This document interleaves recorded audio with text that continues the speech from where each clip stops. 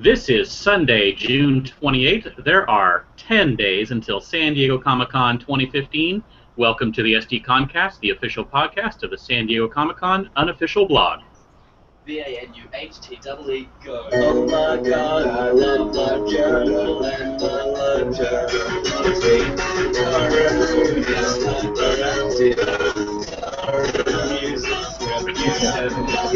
I love the color scheme, it's pink and purple, it looks green. I love all the posts I make and a million comments that they make. I love the internet and I love it.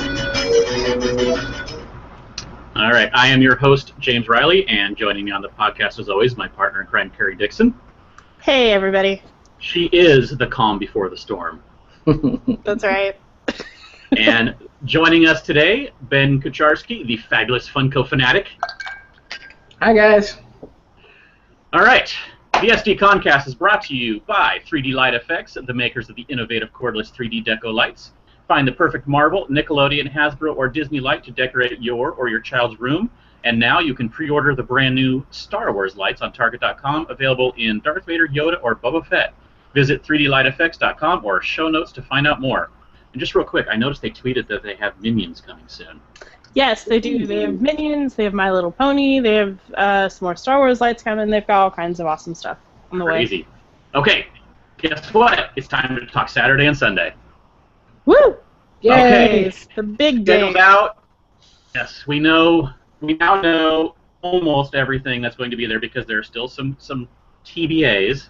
But let's get right into it with Saturday in Hall H. Why don't you take us into that room, James?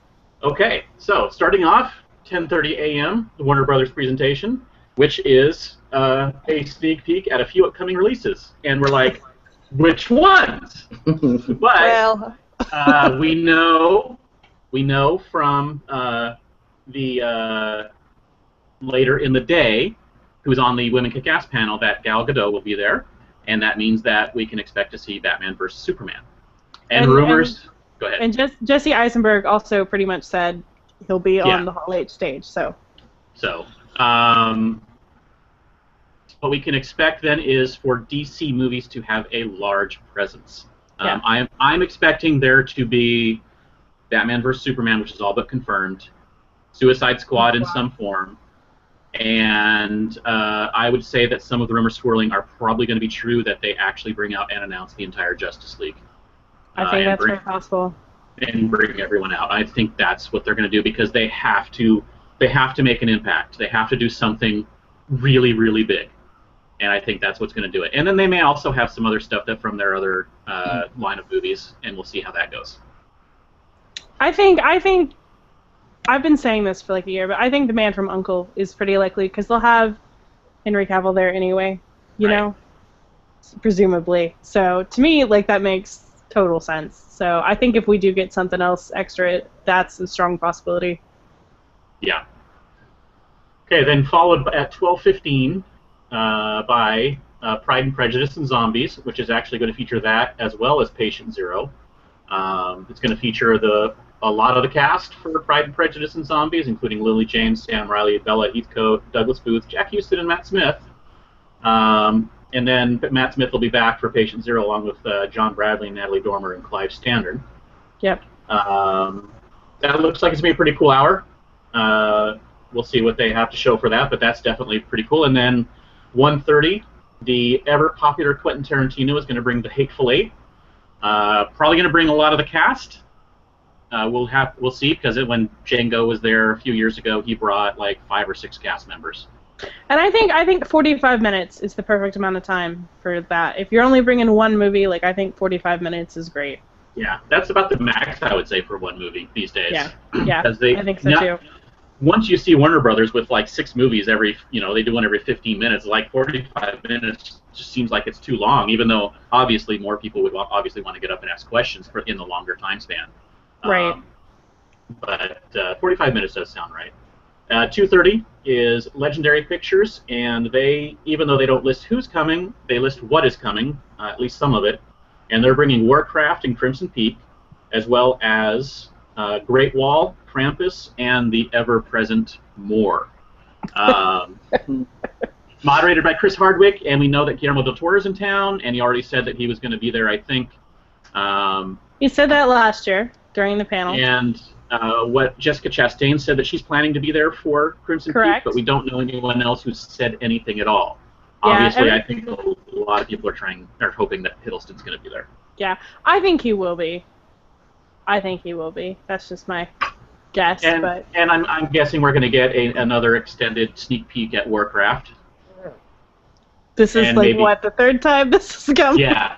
The first one was the teaser. The second one was more of a sizzle reel of the animation that they're working on. And then I'm pretty sure that this one actually probably is going to have some cast there, since there's some cast members in town already. Yeah. And as a recovering World of Warcraft addict, I'm pretty excited. Yeah, I think this one's got a lot of people's interests piqued, so we'll see what they bring. Followed at 3:45 by the Women Kick-Ass panel, and this one is going to be very awesome. It's got Gal Gadot, Gwendolyn Christie, Haley Atwell, Kathy Bates, and possibly more. And I think that this is really incredible. Yeah. Yeah. It's going to be amazing. These are all outspoken women, and I don't know. I think that. Can I just say, I love that Kathy Bates is on this panel. Yes. That was when I saw that. I'm like, oh, we're in a good time. We are in for a good time. Yeah. Then at 4:45, Dark Horse, An Afternoon with Joss Whedon, and I'm expecting this one to be very entertaining. Not that Joss isn't normally very entertaining, but he is out from under the Marvel contract, and there is no telling what may come out of his mouth this year. So we'll see what happens. Yeah. And then 5:45, I'm calling this the big one. It's the 20th Century Fox panel. They have an hour and 45 minutes. Which is 15 minutes more than WB has. Right. And they have absolutely nothing listed. They don't even say a preview of coming movies. They just say it's the 20th Century Fox presentation. What do we think's coming? I mean, they've got to be bringing their Marvel stuff. Deadpool, the Fantastic Four, X-Men. I think they're also going to bring out, I think Victor Frankenstein is a strong possibility because we know Daniel Radcliffe's in town. I think The Maze Runner is a strong possibility because one of the actors' reps told me he was in town for The Maze Runner. I think it's just going to be a massive panel. The Martian. I forgot The Martian too. Yeah. The writer of the book and the executive producer of the movie are both in town for those NASA panels. We are expecting The Martian probably to be there too. I know WB is like what everybody is buzzing about, but I think this is going to be the panel of the weekend. Me too. I think so too. I mean, and obviously Star Wars is going to be huge because of Star Wars, but I think this one is the one that's going to blow people's minds. I think they just know that they have to. Right.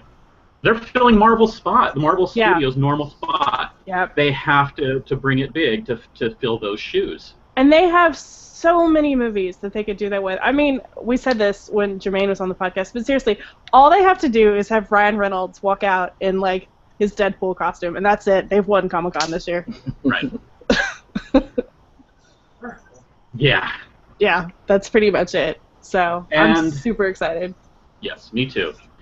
So, the day ends with the previously announced Warner Brothers Television DC Entertainment screening block starting at 8 p.m., which they will have Supergirl airing the pilot and having the cast, and then they will show sizzle reels and stuff like that for the other shows, Arrow, Gotham, Flash. They'll do a little bit of a teaser thing for DC's Legends of Tomorrow and Vixen, and they're going to do what they did last year, and I don't know if they're going to do it in the same format, if they're going to bring everyone out all at once, or if they're going to bring out each individual show one at a time. I'm not entirely sure, but expect to see basically full cast or close to full cast for almost every one of the main shows on this night, and it's going to basically be an awesome 3 hours. And real quick, I just wanted to touch on something because somebody asked me this question earlier today. I think a couple of sites have speculated on who's going to be here, but they haven't announced, like, here's the full cast list of who's going to be here. The only two that I personally have seen is it Melissa Benoist, who's the new Supergirl? Mm-hmm. She said she's going to be there, and then Victor Garber said he would be there for Legends of Tomorrow. But those are the only two that I have seen that have said, like, yes, we are physically going to be there. Stephen Amell even said he wasn't sure if he was going to be there. So. Right. Yeah, because apparently he's going to go right into filming the new season very soon, right? I think so, and I think he might still be filming Teenage Mutant Ninja Turtles. There you go. Might need an actual break between those. Who knows? All right. So we have a question. Andre Lee asks, when should I line up to go into the DC TV panel? If you are not already sitting in Hall H that day, it is going to clear out after Fox. Yeah, We're not sure so how too. much, but a lot of those people are going to be tired, and they're going to want food and sleep and who knows what else. They just want to get out because they've been in Hall H all day. Yeah. They're going to be so excited, and they will clear out. People will stay, though. Last year, I think all but about 1,000 to 1,500 people left. And then the room kind of filled back up again, but it didn't fill all the way. Now, because this is the only time those panels are happening, I think it's going to be a little more crowded, yeah. It's going to be more crowded. But I think if you show up within the hour before 8 o'clock, you should be able to get in. I think so, too. I don't think this is one of those where, like, what I told somebody earlier, or the other day, was, because she was asking me what time should she line up. I told her to absolutely make sure show up at 5, because truthfully, I don't think it's going to be this way this year. But last year, you could walk right into Fox. And so you could show up at 5, and if Fox doesn't actually announce, there's a slim possibility that you may still be able to walk in this year. So that can be kind of cool. But I agree. Yeah, I know. But barring that, I agree. I think 7, and you'll be fine to get in. Yeah. If you want closer to the front, obviously you're going to have to deal with the fact that most people staying in the Hall H, and then they're going to give us a full half hour if you're already in there. You're going to move up. Yeah. So there's going to be very little chance of getting near the front anyway. So if you don't care for being, in the second or third section back or however many seats it is, then yeah, just show up at 7 and you should be able to get in no problem. Yeah, I think so too. Okay, is there any other questions for the Hall H Somebody stuff? said, last year I was able to walk right into the DC TV panel after the Marvel panel. Yeah, I think it'll be... I think it'll be similar this year. I do think that, like we said, it's going to be a little bit more in demand just because there is no, like, separate Arrow panel. There's no separate panel for the Flash, no Gotham, that kind of thing. So. And then we have a question from Lilana Briseno. What time do you think the Hall H line for Saturday will start? Is it possible to do Star Wars on Friday and the DC movie panel the following morning with good seats? That is going to be very difficult to accomplish to do with very good seats. With decent seats, maybe, because you can leave Star Wars and get right in line, most likely, if they're allowing people to line up. We won't know the situation until they announce what's going on with the wristbands to find out what the actual policy is this year. Mm-hmm. So I would say wait for the wristband policy and make your decision then. If decide which one is the most important for you to be near the front. If it's Star Wars, put all your energy into that, and then get whatever you can by getting right back out in line after Star Wars on Friday night, and then getting into wherever you can in the DC movie panel. Yeah. If you just want to be in the room, I'm almost positive. I'm like 99% sure that if you leave right after Star Wars and get in line, if they're allowing the line again, as I mentioned, then you will get into the room for the Warner Brothers, because last year the Warner Brothers Marvel double day, I think people getting in line like after all the panels ended on Friday were able to get in the next day. Yeah, and just to clarify, James, last year it wasn't so much that you couldn't line up before wristbands, but it's just that they didn't start giving out the wristbands till a certain time, right? Right. They gave them out starting the policy announced was they would not give them out until like 8 o'clock. Yeah. Sometime around 8 o'clock. Give a specific time. They said not until about 8 o'clock. Right. So, again, what we're waiting for this year is what's the wristband policy. Right. But unless there's a major change, like even if they're not handing out wristbands, yeah, that doesn't necessarily mean there's not already a line. Right. Yeah. Yeah. So I just wanted to clarify that real quick because I know that some people get kind of confused about like which one is which. But shall we move on to Ballroom 20? Yes. Let's. All right, Ben, that's you. All right. Let me take a look at my notes. Can you hear me? Yes. Yeah. Sorry, I'm having some weird technical issues. Well, here, Okay. while you're doing that, let's answer this question real quick, James. Charlotte Allen asked, I want to be as close to the front as I can. Oh, no, that's the wrong one. Somebody asked about Pride and Prejudice. How difficult do you think it will be to get into Pride, Prejudice, and Zombies, A Woman Who Kick Ass, and the Joss Whedon panel? If you're not in the room to start the day, and you're not one of the first 500 or so people that are waiting in line, you probably won't make it. I agree. Because that room does not turn over on Saturday. No. I agree. And putting WB at the start and Fox at the end pretty much guarantees like it's not gonna. It's basically going to be like last year because it's basically like WB Marvel last year. Yeah. Okay. You ready, Ben? And yes. we'll get back to Charlotte's question once we get to Sunday. Yeah. All right. So Ballroom 20 stuff for Saturday. Starting the day is Once Upon a Time. A lot of the Once Upon a Time fans are pretty rabid about this show, so there's a good chance that there'll be a lot of people there. They haven't announced a whole lot, unfortunately. We know that the executive producers will be there, and then it says down below, join the cast to discuss the upcoming season. We do actually know the cast. Hold on, let me pull this up. Okay. They don't put it in the Comic-Con listing. Yeah. They put it in their press release. Ah. Right. Yeah. So for Once Upon a Time, it is Jennifer Goodwin, Jennifer Morrison, Lana Parrilla, Josh Dallas, Amelia Day Raven, Colin O'Donoghue, Robert Carlyle, Rebecca Mader, Sean McGuire, and then, like you said, the executive producers. Fantastic. Then after that, we've got TV Guide magazine fan favorites, and I always kind of like these. This is sort of like the Women That Kick Ass panel.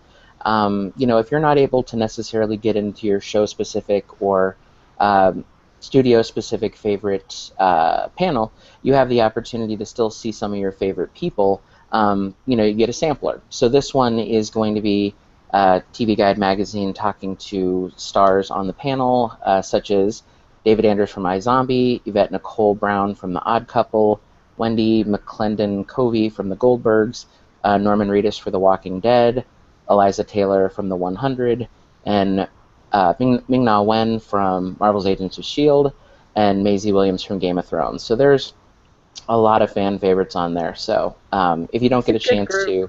Yeah, absolutely. Nice. If you don't get a chance to... If you can't see Game of Thrones or you can't see The Walking Dead, this would be a cool chance to still kind of get a taste of it. Then from there, we have The Simpsons. They're going into their 27th season, which is insane. I haven't watched it, I think, since, 1995. But the panel's going to give us a sneak peek of Treehouse of Horror, and everybody loves the Halloween episode, so that'll be cool.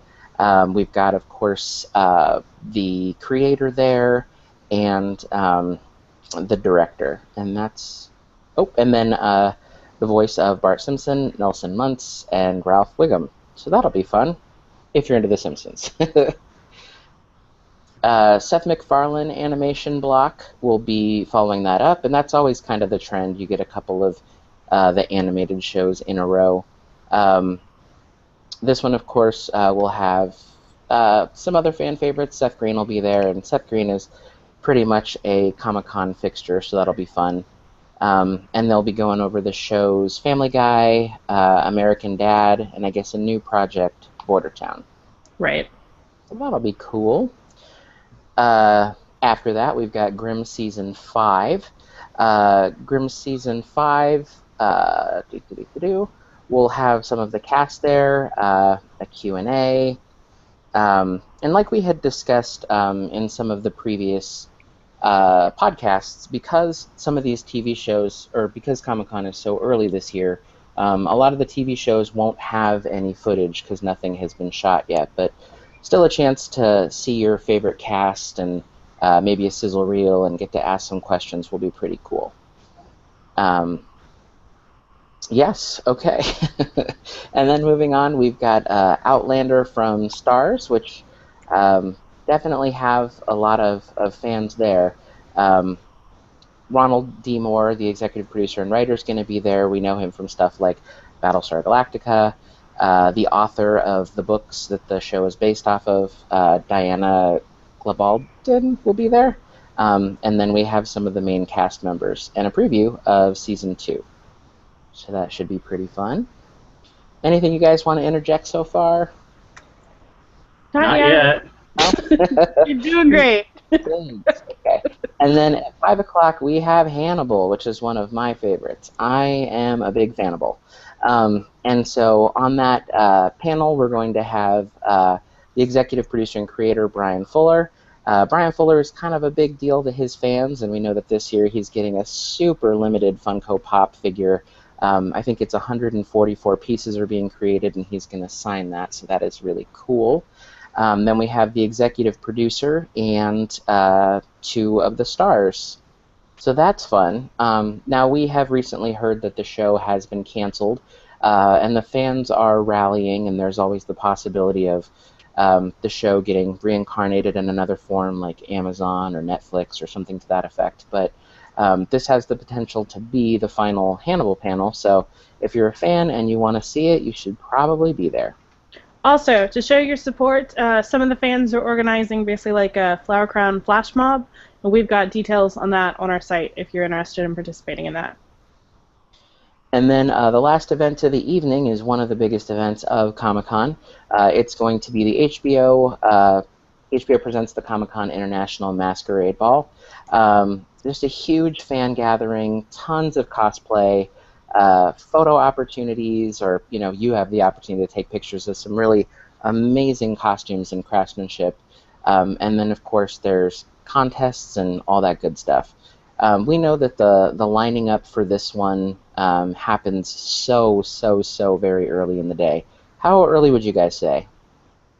I honestly don't know, but they don't start handing out tickets until noon. Yeah. But I'm sure people line up before that. So I think actually Gustavo asked that question on the questions, Gustavo Medina. Mm-hmm. He asked how hard is it to get into the masquerade?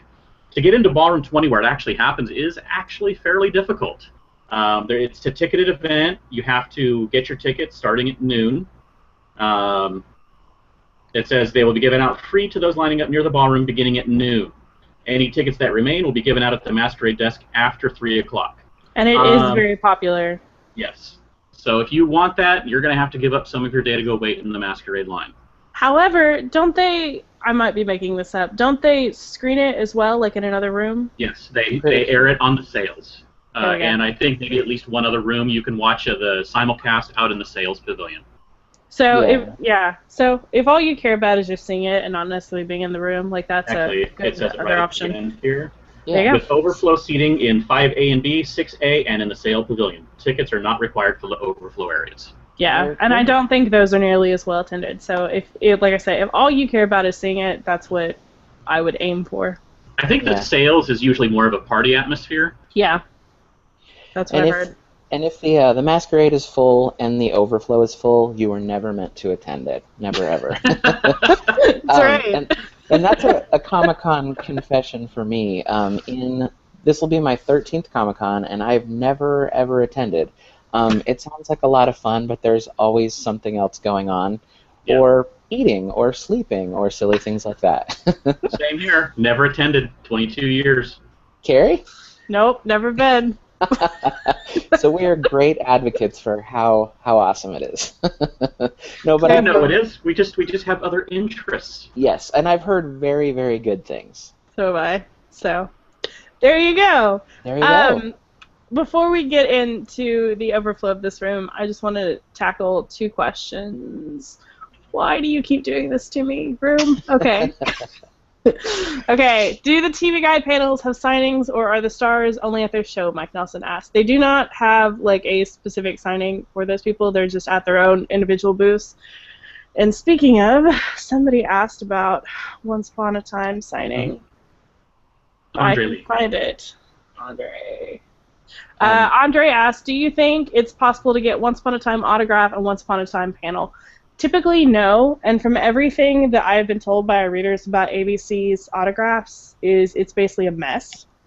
And it's like a full-day commitment because you have to go around and collect not just like a single pen, but like multiple pens from their booth that they give out at random times. And so my understanding is that it's not an easy process, and it's a huge time commitment, and typically it's very difficult to do an autograph and a panel for the same show on the same day. Yes, it is at Comic-Con. It's become almost impossible to do that. Yeah, yeah. And for anybody who doesn't know that already, it's because the autograph panel is almost immediately following the panel, and though the cast has the ability to teleport, we mere mortals do not. And also, we can't get a ticket. Yeah. While we're waiting in line for a panel, we can't go and get a ticket for the signing. Right. That's one of the biggest problems. So. Before, years ago, 10 years ago, when it was, hey, see if you can run as fast as them over to that line and get in line before it fills up, it was, like, you had like a 5% chance of getting in. Yeah, but, now you've got like 0.001. Yes, not even that. It's even worse than that. All right. Okay, well then, in order to answer your question, Andre, no, there's really no chance. But let's go over the flow of the room real quick. I think the room, there's going to be a lot of turnover this day. There always is on Saturday in Ballroom 20. I am not a huge fan of the animation block, and I wish they would take this out of Ballroom 20 every year. I'm not either. But I think it'll fill up for Once Upon a Time. A couple of those people will stick around for fan favorites, and then it'll clear out a decent amount. I mean, the animation panels are okay attended, but I also think they're pretty much walk-ons. Hasn't that been your experience that you've seen? That's what I hear. I've never been in Ballroom 20 on a Saturday for like 5 years, so. I have, but I always leave when the stuff starts. But then I do think it'll fill back up again for Outlander and Hannibal. So if you want to go to either of those, I would probably plan on showing up around 3 o'clock and then just sit through Grimm. So that would be my advice. If you want a good seat, show up during the animation block. Yeah. Yeah, and I think that the Ballroom 20 panel setup is always really interesting versus something like Hall H, because it seems like a little more forethought kind of goes into the planning of it.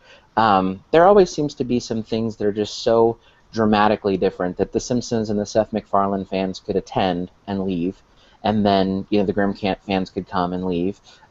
Stars and Hannibal, I think those sort of fit together, so there's something to be said for that. Yeah.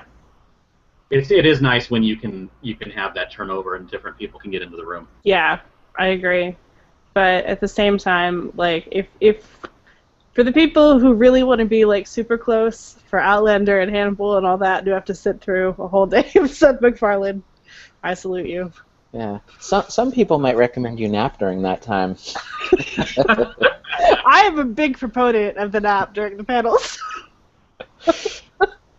Especially during the screenings, because then they can't see you. It's great. That's my Comic-Con. Especially when you're in the front few rows. It's not exactly the best thing to do. It's okay. It's all right. All right. So, any more Ballroom 20 questions, or shall we move on? I think that's everything.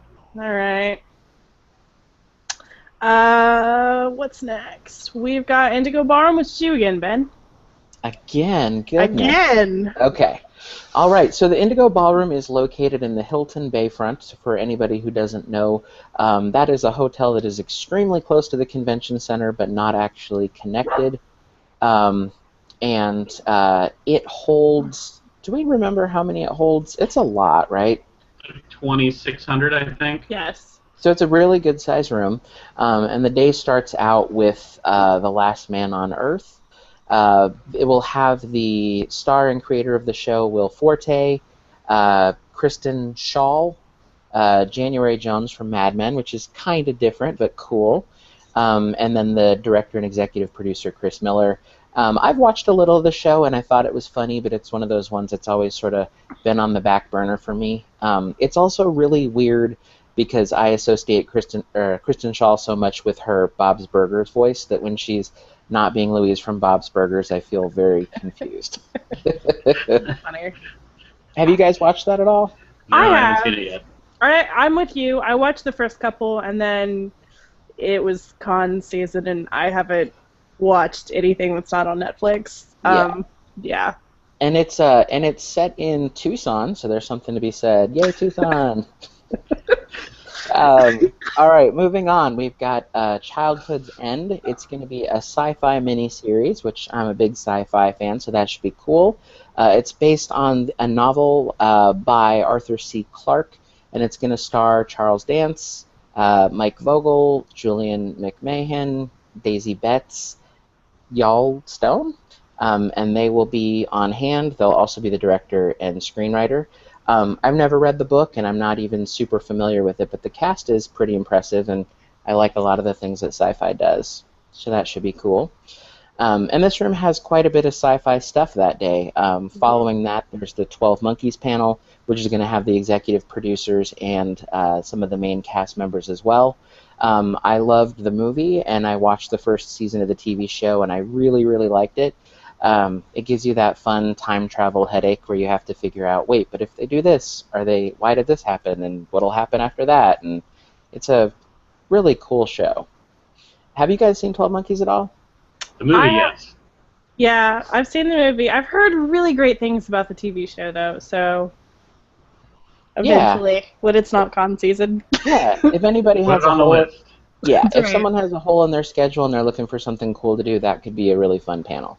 Following that, we have Nerdist Industries with Chris Hardwick, which is another Comic-Con fixture. He will be there doing his Nerdist thing. And who really knows exactly what that is? I mean, he's Mr. Pop Culture, so... I've been to one of these. Granted, it's been a couple years, but for the most part, it's basically just him introing people and then them talking about whatever Nerdist project they're working on. Yeah. So, It's basically an ad for their podcast and shows. Yeah. Yeah, that's essentially what it is. Yeah, and I find him pretty entertaining. I've attended some of his Nerdist off-site events in the past. I went 2 years ago and he interviewed Matt Smith, which was amazing. I went last year and he interviewed MC Punk, which was something. And so if you're a Chris Hardwick fan or a Nerdist fan, that would probably be a lot of fun for you. Following that, we have The Awesomes, which is a Hulu original animated TV show. But a lot of the voice actors are people that we know from other things. It's a Seth Meyers project, and I've never actually watched it, but I've heard really good things. You guys ever? Nope. No, we fail. All right. And then moving on, Anything Goes with John Barrowman. I love me some John Barrowman. These are always fun, yeah. Fantastic. He is outrageous. And so the reason why most of us know him was he had an original small part on Doctor Who. He got his own spin-off show, which was Torchwood, which I loved, absolutely loved.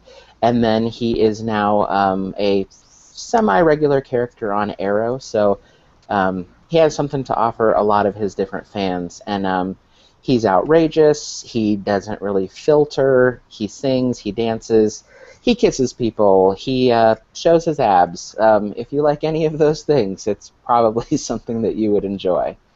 I'm kind of curious what exactly he's going to be doing. I imagine a good amount of the focus, or at least a portion of it, will be on Arrow. Go ahead. All right. Basically, when he does this, it's mostly a Q&A. Yeah. It's basically just him fielding whatever random questions fans want to ask him. He's not really there to necessarily promote anything in particular. It's really just come chat with John Barrowman, which is cool. So. And James says, "Yep." Yep. I went to one a couple years ago, and he sang with one of his co-stars from Torchwood, which he had, I guess, done a musical with many, many years before, and it was just a weird, impromptu thing that was really fun to get to see. So you should check that out. Following that is something that I am super excited about, something else from the Sci-Fi Channel, The Expanse. The Expanse is a sci-fi original TV show which is based on a set of books. There's 5 of them now by James S.A. Corey. One of the 2 people who make up the James S.A. Corey writing team used to be George R.R. Martin's assistant, and George R.R. Martin plugs their work pretty regularly. I think he wrote a foreword, so if you like George R.R. Martin, this might be something you might want to check out. Now, of course, it has nothing to do with medieval times or castles or swords or games or thrones, but it takes place in space 200 years in the future. It looks like we're going to get to see the pilot, and I imagine there should be some cast there, but they're not listed. Kerry, do we know anything else about the cast? For The Expanse, no, I don't think we do. I might be wrong, but not off the top of my head. I don't think I saw it either, so we'll wait and see what comes up between now and then. But I would say it'd be a safe bet to guess that some of them would be there. And then following that is another sci-fi TV show, Z Nation. I have only seen the first episode, and I liked it. We covered some stuff on them earlier in the year. There was an interview with the creator, and there was some really cool sneak peek pictures, really impressive makeup. And season 2 is going to be coming to Sci-Fi this fall. I know it's on Netflix if you want to check it out. And you know, in a time when zombie shows are super duper popular, maybe when you're done with The Walking Dead, if you still need your fix, there's Z Nation. Cool. Well, I don't think any of these panels are going to be super hard to get into. Do you, James? Barrowman, maybe. Maybe. I think you could show up an hour early for everything that's in this room and totally get in and be totally fine. Because there's going to be a lot of turnover. Mm-hmm. I think that's fair. Yeah. I wouldn't worry at all. And if you've never been in Indigo Ballroom, like, there's not a bad seat in that room. It's all relatively close. Yeah, right. It's a great room. And they have the screens up like they do in the larger rooms, so you can see what's happening on the stage without a problem. Yep.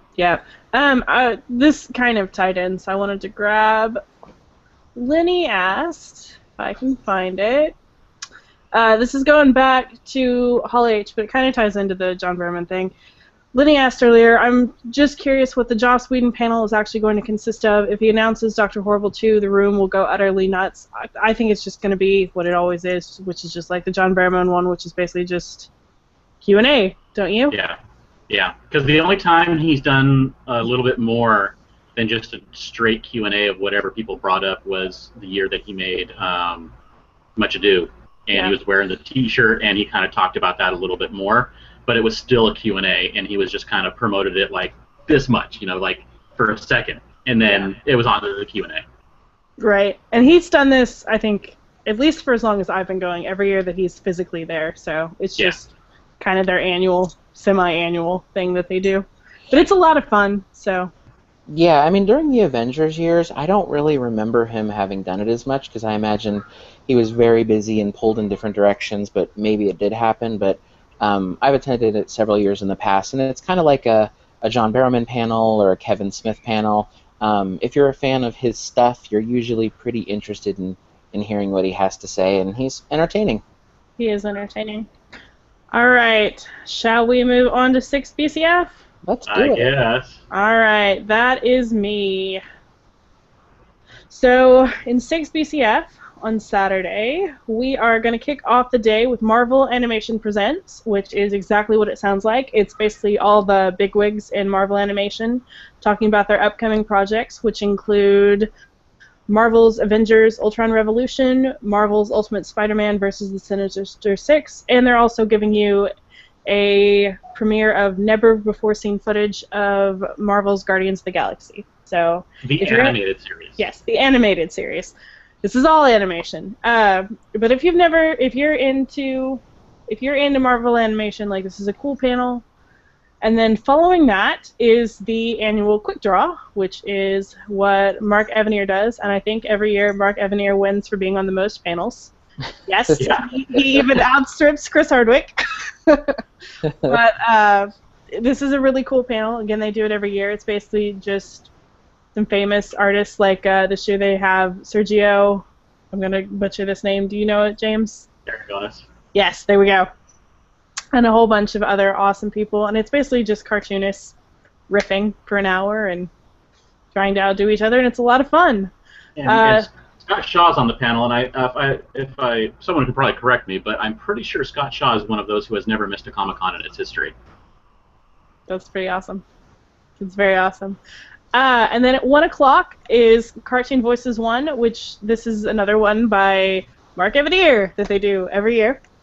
And it's same kind of thing, except this time it's with voice actors, and it's just, again, them riffing for an hour. These, though, are hysterical if you've never been.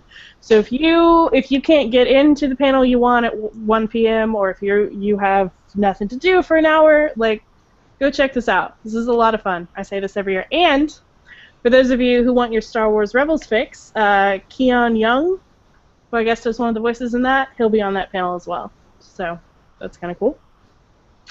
And then at 2:45 is the annual Marvel's Cup of Joe with Joe Quesada, and it's basically every year he just kind of talks about what's going on with Marvel because he's their chief creative officer.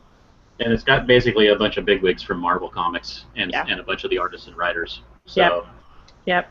So, writers mainly, looks like. But yeah, it's basically it's the bigwigs of Marvel talking about what's coming up and taking questions. Yeah. And then at 4 o'clock, we have another panel with William Shatner, which this is, what, 3 at this point, right? 2, 3? I don't know. A lot. Panels? A lot. A lot this year. I think he basically just said okay to anybody who asked him to do anything. But he'll be talking specifically about his new book, Man of War, which this unique project delivers a groundbreaking form of digital comics that combines a new stylistic dimension in animation, in-story sound effects, and a music soundtrack. So it sounds like it's an animated show that they're calling a comic book. Kind of, yeah. It kind of does. Maybe just without any actors doing the words will just pop up like a comic book. So it's like comic booky, but also animation show. Maybe, but it sounds kind of interesting, and it's William Shatner, which is pretty much all you need to know. Right.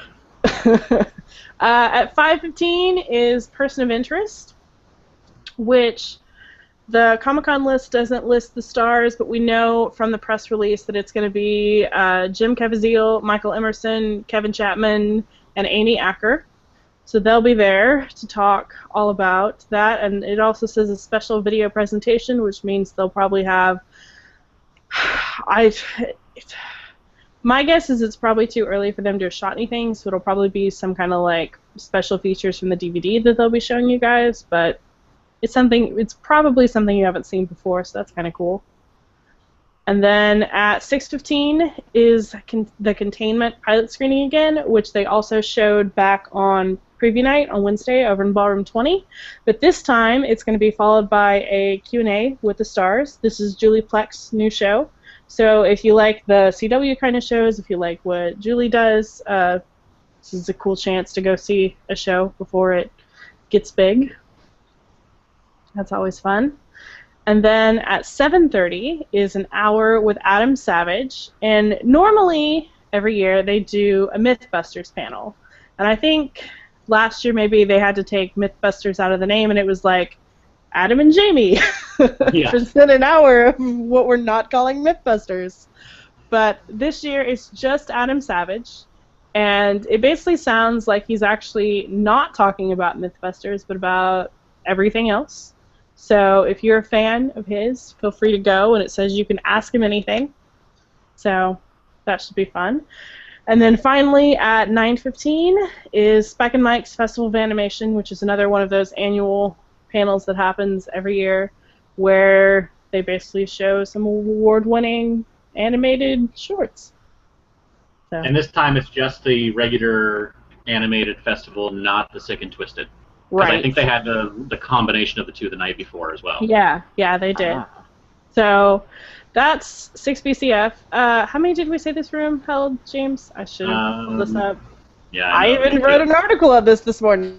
It's like it's around I would 200, 2,000, 60. I think it's 1,040 or 1,060. 1,000. Yeah, we're just gonna call it 1,000 right now. All right. And I'll look this up in a second. I'll look it up while you're talking.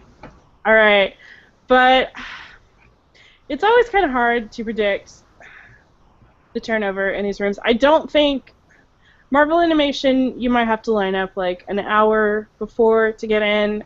Quick Draw and cartoon voices, you can probably walk into those. Marvel Cup of Joe, maybe like 30 minutes early.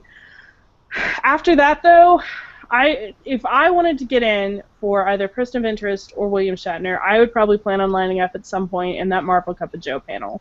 It's it holds 2,000, 2,160.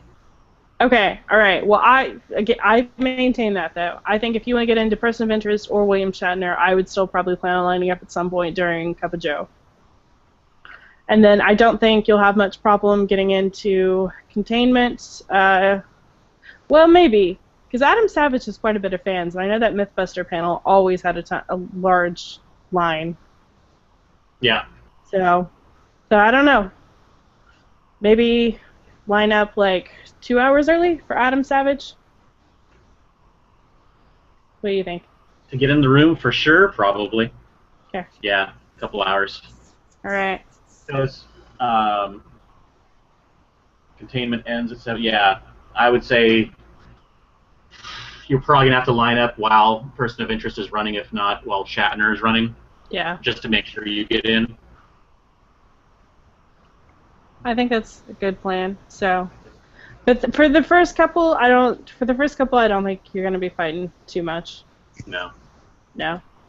But starting with it'll be crowded. It'll be Yes. crowded, but I don't think you're going to have to do a massive amount of work to get into it, not a massive amount of line waiting. Yeah. I agree. Okay, do we have any questions? There's a million. I'm trying to figure out if there is anything in there. All right, well, here. Will you look? I'm going to read this. So Leonard said, couple questions in the Q&A asking about panel live streaming. It won't happen, certainly not anytime soon. CCI, which is David Glanzer, has said they feel that the magic of the con is to be in the room and that to stream is to dilute the experience. Yes, they've said that a million times. People keep asking. At this point, if you ask me on Twitter, like, will they be live streaming this? My answer is just no. No explanation, just no. No. Now, that is not the same thing as the deal with Lionsgate, which they will be airing past older footage. Conventions, Yes. older footage, on Yes. a semi. Yeah, they'll be just airing stuff randomly. Who knows what they'll pick or why? But they have 40 years of stuff to pull from, so they will be pulling stuff from the past, but they will not be live streaming. Yeah. Agreed. All right, did you find any questions for me, James? Nothing that is specifically about this room. All right, then let's move on to 6A. All right, so in 6A, which holds... See, I should have pulled this up earlier. I fail. I got it. 6A is 1,040. 1,040. All right, 1,040 people is 6A. On Saturday is a really good lineup. Really good. It starts out with Are You Ready, Kids?, which is Nickelodeon SpongeBob SquarePants, which has Tom Kenny, Bill Fager back, Roger Bumpass, and D. Bradley Baker. And it's nice that they get an actual panel again. They were over in Hall H last year for the unannounced Paramount panel, right? Wasn't it Paramount? Paramount, yes. Yeah. The unannounced Paramount panel. But basically, if you were a SpongeBob fan last year, you had like absolutely no idea that they were coming at all, which was rather unfortunate. So I'm glad that they are back in a normal panel room with a normal panel. So good for them. At 11:15 is Blind Spot, which is going to be the pilot screening followed by a Q&A. It doesn't list what cast is going to be there, but this is that new show that's going to be on NBC. It's kind of a thriller to me. This is kind of like NBC's The Blacklist, in that it doesn't really make sense to Comic-Con for me, but if you like any of the actors in it, you might check it out. Yeah, it's a weird little it's a weird little bit of crossover because the main actress in it was in Thor, so Comic-Con fans would know her from that. And I remember her tweeting that she was preparing something special for Comic-Con, which makes me think she'll be there, but who knows? Okay, well there you go. So if you like her, go check it out. At 12:30 is Marvel House of Ideas, which is they're basically going to be talking all about the like the Marvel Comics app, Marvel Unlimited. It's basically like the digital side of Marvel. Ryan Penagos, who is the executive editorial director of digital for Marvel, he's going to be there. He's an awesome guy. They've got like some of the Marvel games, creative people. So if you're into any of Marvel's digital stuff, this is a cool panel to go check out. And then at 1:45 in a room that is much, much too small is Stan Lee. Aww. Yeah. And it'll be the same kind of thing. It's basically just it's the spotlight panel specifically, but it'll basically just be a discussion followed by a Q&A. So these are always interesting, but 6A is still way too small for this. Yep. 3 o'clock is the Muppet Show. Yay! Also way too small. Also way too small. Both of those panels should really be in 6 BCF at the very least. Yeah. Indigo would probably be better. Yeah, I agree completely. For the Muppets, they only list the behind-the-scenes people, so like Bill Prady, who does The Big Bang Theory, is going to be there, Bill Beretta, that kind of stuff. But they don't list any of the puppeteers, but I would expect several of them, and I would also expect several of the actual Muppets. It says there will feature a few of the brilliant Muppet performers, giving you a rare opportunity to witness them bringing some of your favorite characters to life. So they will have puppets there. Yay. Muppets will be there. We just don't know who or what. Yeah, but if you are at all into puppeteering, like, these are awesome things. I got to see some of the Muppets up in San Francisco a couple years ago. Like, it's amazing. I got to see Sesame Street last year, also amazing. So if you're into puppeteering, this is an awesome panel. It's going to be. At 4:15 is Lego Marvel Avengers from silver screen to console, which is basically all about the video game Lego Marvel's Avengers. If you like that, that's basically what that is. At 5:30 is Salem, which has quite a bit of the cast. It's got Shane West, Janet Montgomery, Seth Gable, Ashley Medekwi, Ito Goldberg, and then Brandon Braga, who also did Star Trek and some other wonderful things. And then at 6:45 is basically horror. I mean, it's basically like smaller independent horror. But the cool thing that I didn't notice at first glance is this actually has Elijah Wood on it. Huh. Yeah. So if you're a fan of his, this is a chance to go see him. And they'll be talking all about just some smaller horror films. This is going to be a pretty crazy day in this room.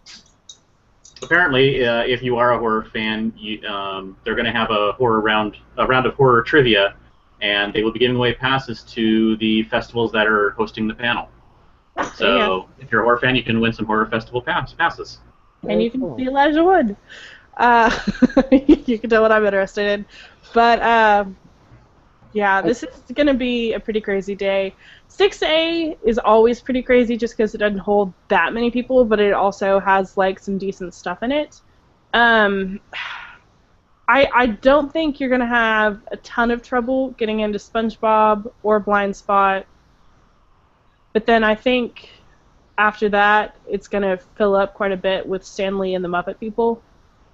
Wouldn't you say, James? Yeah, I mean, there's going to be a certain number of people who will be there a couple hours early just to make sure that they're for Lee and the Muppets. Yeah. So if you want to see Stan Lee or the Muppets, truthfully, I would plan on spending like all day in this room, just to make absolutely certain. Yeah. If you want to risk it, show up after SpongeBob lets out. Yeah, I agree with that. And then after that, I don't think you'll have much trouble getting into any of the panels after the Muppets.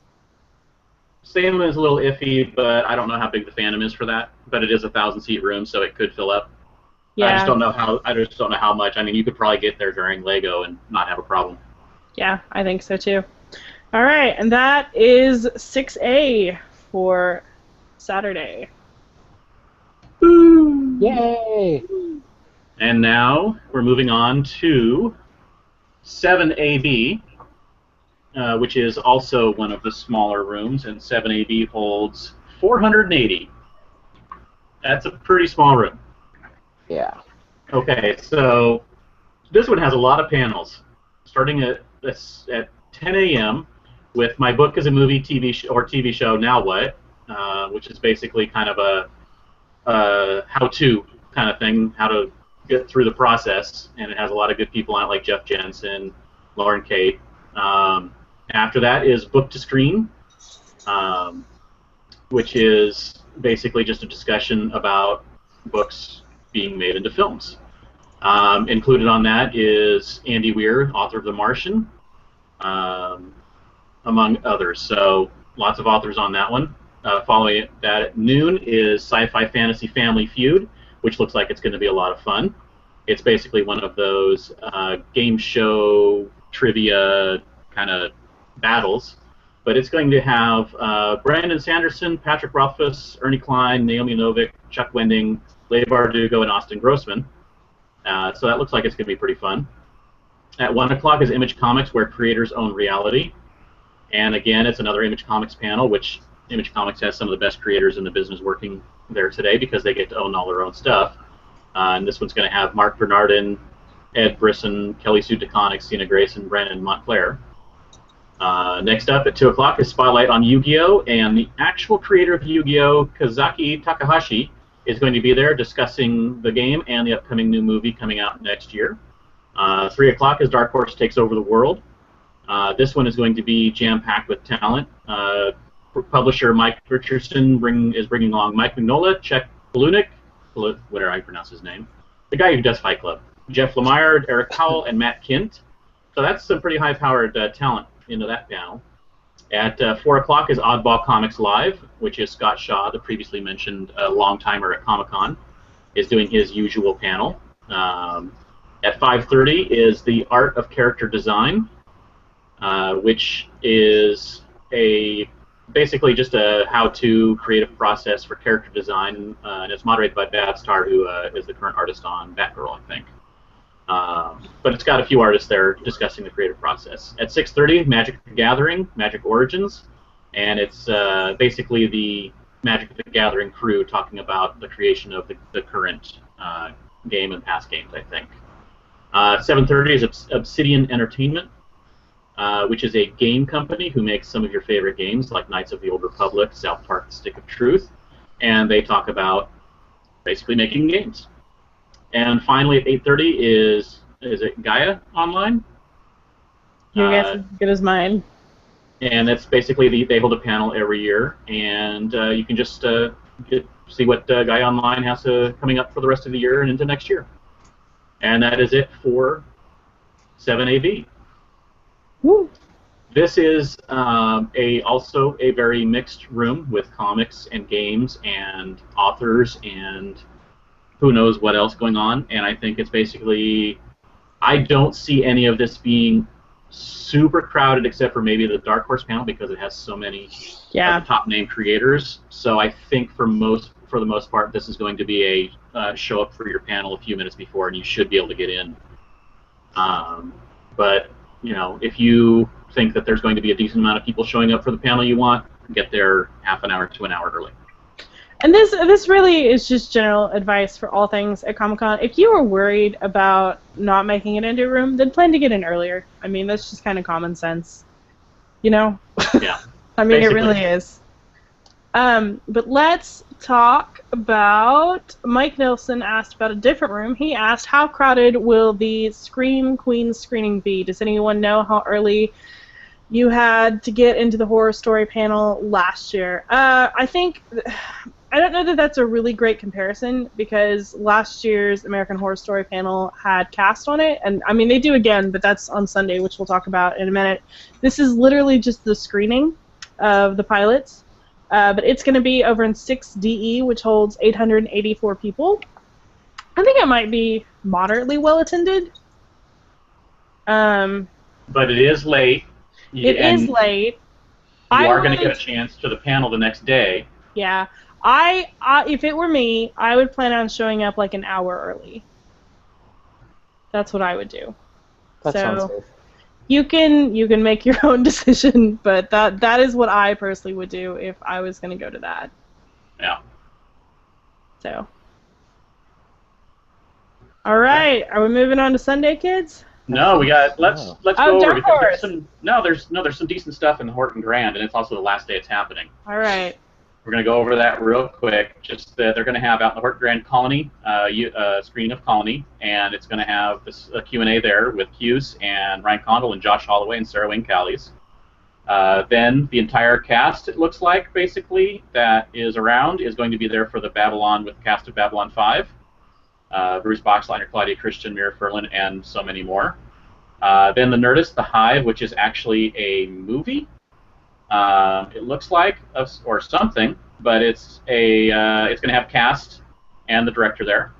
And then Nickelodeon's variety show featuring Breadwinners Live at 7 o'clock is basically going to be a party and a cast a reading of a script, and they're going to show some stuff. And I think they're even going to have suited up characters you can meet and greet there, like SpongeBob and Patrick and stuff. Oh. So that should be fairly fun. Something to do on Saturday night if you don't have any other plans. But remember, it's a ticketed thing for the Horton Grand, so you have to get a ticket earlier in the day, up in sales. Yes. Before you go and head out to this. Yes, and somebody told us yesterday that it was pretty crazy to get those tickets. So if you want to go to the Horton Grand stuff, plan on making sales your first stop of the day. There you go. All Okay, right. now we're going to do Dark Horse. Should we take some questions first? Unless we want to take some questions. Yeah, take some questions. All right. So the Flash podcast asked a question earlier about Hall H. This is more just me asking your opinion on this view. Do you think that it's likely that even though there will be a ton of people who want to see the DC movies panel, may not stick around for the DC TV panel later that day? We kind of answered this, but I think there's going to be a decent amount of those people who clear out, don't you? Yeah, I think so. I fully expect 2/3 of the room to clear out after Fox. Yeah, they're going to be very tired, and while there is crossover, I don't think it's a ton of crossover. I mean, you can basically just look at the ratings for Arrow versus the amount of people who saw, like, The Dark Knight. I mean, yeah. All right. I see another good question. Where did you go? Where'd you go? Somebody asked, let me find it. Why am I... Okay, there we go. Who's it from? I don't know. Rebecca. Rebecca Vega Burgos. She asked, basically, what time do you think you have to be in line to be able to attend the first panels of the day at Hall H? I guess that depends on the day. It also depends on where you want to be in the room. Yes. Exactly. I've never ever... I don't know, maybe I'm different than most people, but I've never placed a priority on being at the front of the room. I mean, of course it would be amazing, but just getting in the room makes me feel like I've won. So I don't know, do you guys have predictions for Saturday and Sunday on Hall H? Well, they don't specifically ask a day, and I think every day is different this year. I think that in order to get into the room, you're going to need to be in line before a certain time in the morning, no matter what, each day. But I think for Friday and Saturday's panels, you're going to need to be in line sometime in the early morning, and depending on how it goes and when they have their rules going, you may even need to be in line the day before in order to be guaranteed to get into the room. It's just depending on what they allow, when they're handing out wristbands, and what it's looking like, which is why it's so important to keep an eye on social media to see if people are talking about there being how far the line has gotten by a certain amount of time and such. Yeah, and we'll be doing our best this year as well to keep you guys updated on the line updates. But you can also always go pop on to Twitter and just type in like Hall H, and it should give you a decent idea. So, yeah. Yep. So, Dark Horse time? Dark Horse time, all right. Okay, I guess I will start off today. And I have two, and I'm going to pick one right now. And it's going to be Costuming the Galaxy. And let me find it on my list here. The whole galaxy. The whole galaxy is going to get costumed. You get a costume. You get a costume. That's just okay, here we go. Okay, so it's basically 4 people from Anovos, the official licensee for Star Wars, Star Trek, and Battlestar Galactica costumes, discussing costuming in the science fiction genre, and working with filmmaking teams, scanning screen use materials, and basically getting a detailed look at how they make these costumes. And I mean, if you saw all the photos from Star Wars Celebration, they had that awesome display of the stormtroopers and such. And so I think this would just be a very cool thing to get an idea of what it goes into making screen-accurate replica costumes. I think that sounds really, really cool. And it's in 14A at noon. So there you go. That's a very small room, by the way. Yes, yes, it is. That You said is 14A? 14A isn't even on the list. It's so small. No, I think it is. 14A holds 230 people. I didn't see it on my list. Lenny asks a funny question that I think just needs a tiny bit of attention. He asked if we've seen the website yet. Has the Hall H line started yet.com? Yes, I have. That is hilarious. Yeah, and if you go right now, it's basically, it just says no, the Hall H line has not started. But when it does start, you can go at the bottom and report it, and they will update it, presumably, to, yes, the Hall H line has started. And it has a very pretty picture. It does. It's a gorgeous picture. My question is, are they just going to update it once when the line starts at all, or is it going to be a daily thing? That's a big commitment. I don't know. I don't know either. So I have a feeling this person is going to wind up with like 80,000 notifications during Comic-Con. That would be awesome. Yeah. All right. So my dark horse pick. My dark horse pick is my brother's panel. It is going to be on Saturday from 11 to 12 in room 23 ABC. It's the Costume Designer Guild Local 892 panel, Today's Costume Designers, and it's going to have the woman in it who did the costume design for Gem and the Holograms. It's going to have Anne Foley in it, who's a very nice lady who does the costuming for Marvel Agents of S.H.I.E.L.D. Kristen Burke is doing the costuming for The Conjuring, and Ivy Thade does the costuming for Kamen Rider Dragon Knight. And kind of like what James had just discussed, these are going to be costuming professionals, people in the business who do the costumes for television shows and movies for a living. And so if you have any interest in in costuming, then that is something you should probably check out. And of course, my brother Joe Kucharski, the editor of Tyranny of Style, will be moderating. Cool. Very cool. Yay. Well, my Dark Horse panel is, I almost feel bad even calling this Dark Horse because I think this is going to be heavily attended, but Outcast with Robert Kirkman, which is basically his new Cinemax show. But it's got some cool people on it. It's got Chris Black, Patrick Fugit, Philip Glenister, Ren Schmidt, and all those people were in really good stuff, like Boardwalk Empire, The Walking Dead, Almost Famous, all that kind of stuff. Oh, and it'll be moderated by Silicon Valley Kumail Nanjiani. Again, I'm probably Kumail Nanjiani. All right, I'm probably butchering that, but that is at 3 p.m. over in 6DE. It's based on Kirkman's comic. It's going to be, I think this one's going to be a little bit difficult to get into, honestly. But it's a great chance to go see Robert Kirkman. It's a cool chance to go get a first look at a TV show that's probably going to be pretty big before it airs. So that's my pick. And I think the moderator is absolutely hilarious, so that should be fun too. Yes, he is. And their offsite sold out in pretty quickly. Yeah. Yeah. All right. We covered one day. We did. So I wanted to do what I've been doing and go through some real quick. real fast. Real quick. Real quick. No. Oh, you real quick while I get it ready. Me real quick. Kayleen Kramer asked her, how early in the morning do you predict people will line up for the My Little Pony panel in room 5AB? That's on Friday. That's on Friday. Okay. But it seems like there'll be more than 1,000 other bronies there. We talked about this on the other podcast a little bit, but again, basically plan on an hour earlier than whatever you think. But I would say if you want to get in, probably be in line by like what, 6 or 7? What would you say, James? 6 or 7 should guarantee you to get in. Yeah. I would think. Yeah. Those My Little Pony fans are crazy. That's right. So it's all about, to me, Comic-Con is all about like the time that you're willing to put into it is what you're going to get out of it. Right.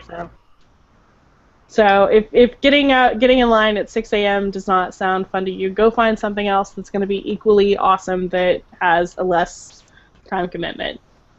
Right. Definitely. Okay. Go over your... Okay, so because I read through it, I did find some gems in other small rooms that I wanted to go over real quick. There's at 10 a.m. in 25 ABC, there's another Avatar panel. Also at 10 a.m. in 29 AB is a reunion of the Land of the Lost from back in the day, so it's got a few of the stars and writers and such. There's a TV show called Into the Badlands coming out by the guys who created and show ran Smallville. It looks like it's going to be a kung fu kind of show. Into the Badlands at 5 AB at 10:30.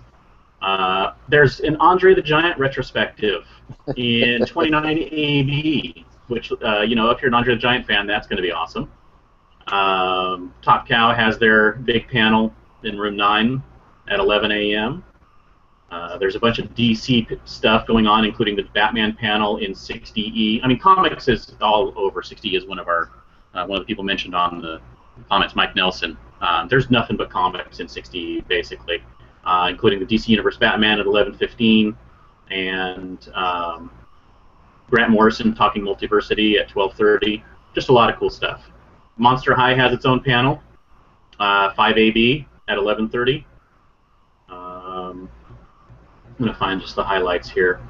Milestone 2.0, The Return of the Mac, room 9 at 4 p.m. Milestone Comics was an imprint back in about 20 years or so ago, and they're bringing it back.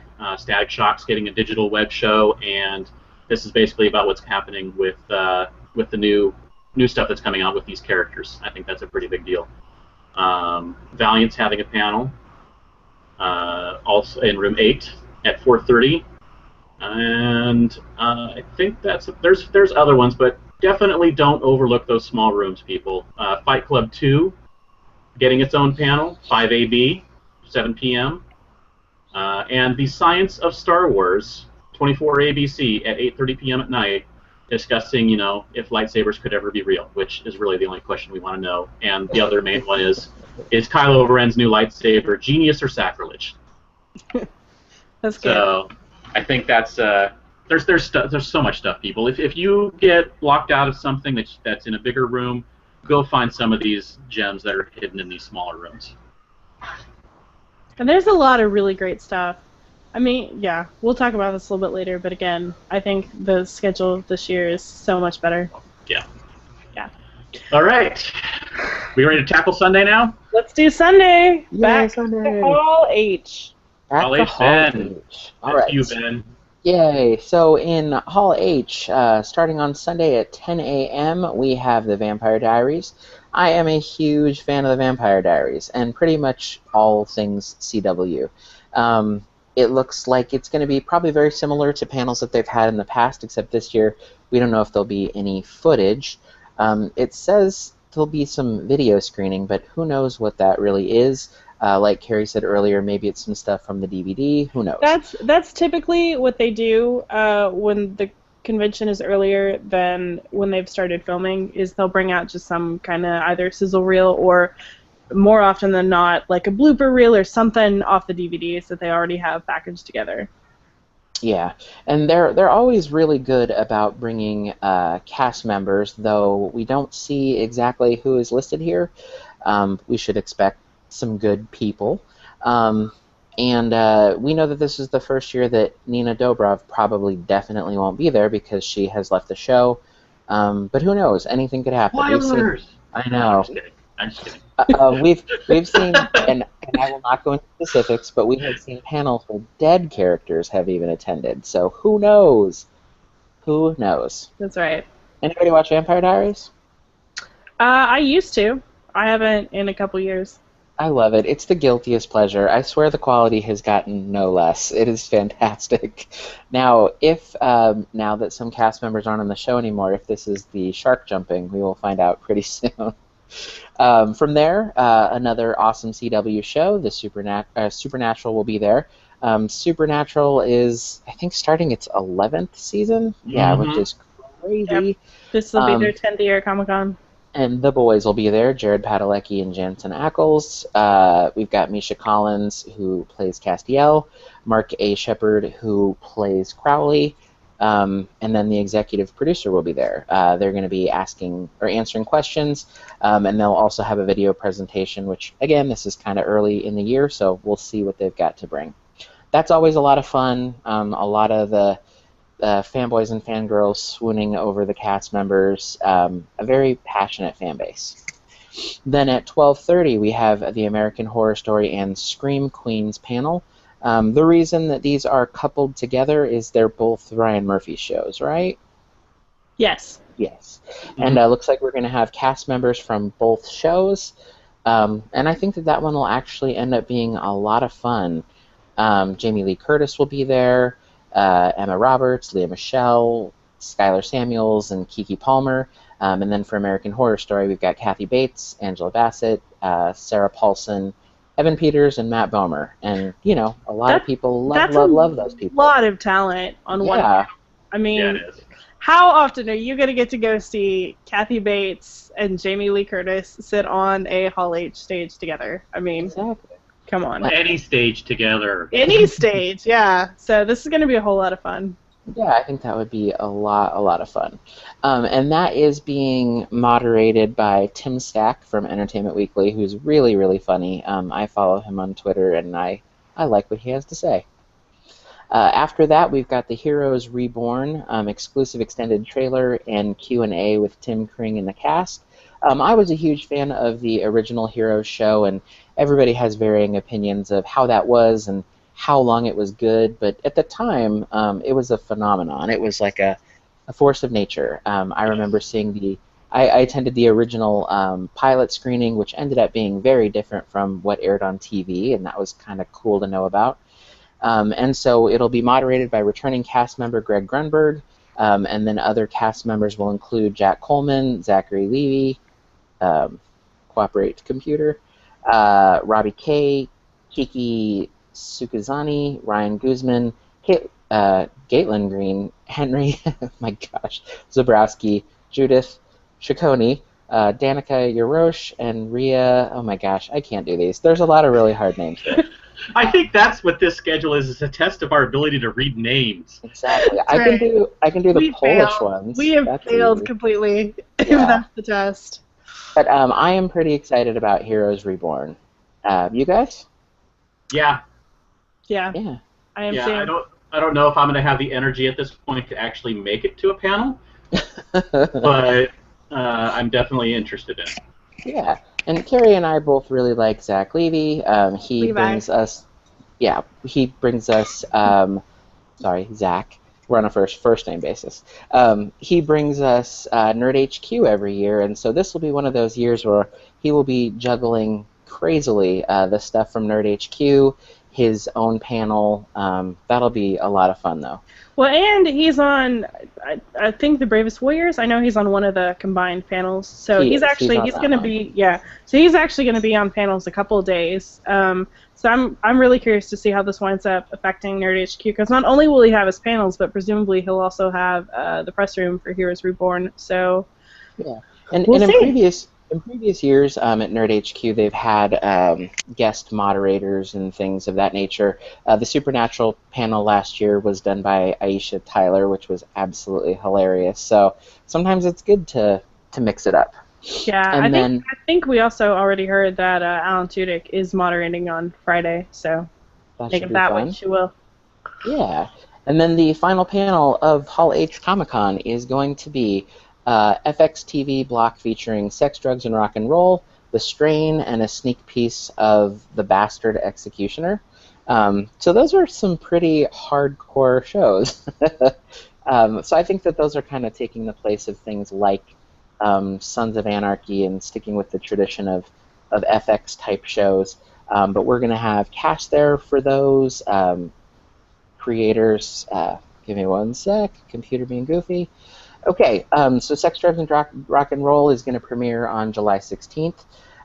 It's going to star Dennis Leary, who was the lead singer of a legendary 90s band called The Heathens. That'll probably be hilarious. And joining him from the cast will be Elizabeth Giles, Elaine Hendricks, Robert Kelly, and John Ailes. Then Guillermo del Toro will be there promoting The Strain. And along with writer Chuck Hogan and actors Carrie Stoll, David Bradley, Mia Maestro, Kevin Duran, Ruta Gedmintis, There you go. Richard Sammel, and Natalie Brown. And then the specifics on the Bastard Executioner, we know that we get a sneak preview, but not really sure what that's going to be. Nor are we. But to kind of go back to what we said earlier, Guillermo del Toro being on that panel pretty much guarantees he'll be on Legendary's panel for Crimson Peak. Mm-hmm. And someone in the comments, Mike Nelson, also brought up Evan Peters being on the American Horror Story Sunday panel may also be a clue to Fox presentation on Saturday, because he's also in the X-Men movies. Very true. He's Quicksilver, yeah. So one of our favorite games is Connect the Dots, so that can be a hint. Yeah, and then we also know, well, I'm not sure. Oscar Isaac is going to be in Star Wars, and he is also in X-Men, so there's another good clue. Mm-hmm. So if he shows up for Star Wars on Friday, then if they haven't announced anything for Fox by that point, we're generally going to assume that there's going to be an X-Men in the Fox panel on Saturday, because and don't forget, people will be in town. Well, don't forget Jennifer Lawrence as well. She shows up on Thursday. If she shows up on Thursday, right. Yeah. So again, they will start piling on the, okay, we're getting an X-Men panel if they don't announce. Yeah. We'll have 3 people in town. Yeah, pretty and then much. one last thing I wanted to bring up. Somebody sent me a link today. Olivia Munn, who's going to be playing Psylocke in the new X-Men movie, put on Instagram a video of her doing the training with her sword, her Psylocke sword, and that was really, really cool. It's always neat to see somebody learn the skills that their character is going to use in a movie. So if you guys get a chance, you should check that out on Instagram. All right. Well, that about does it for. Oh, well, let's talk about the flow. Well, yeah, we have a question which we'll answer while we talk about the flow, which is how early to get in for Heroes Reborn. I don't think any of these are going to be super hard to get into. The only one I see having a problem is Supernatural, depending on how many fans are going to be there. Because, I mean, can they fill that room?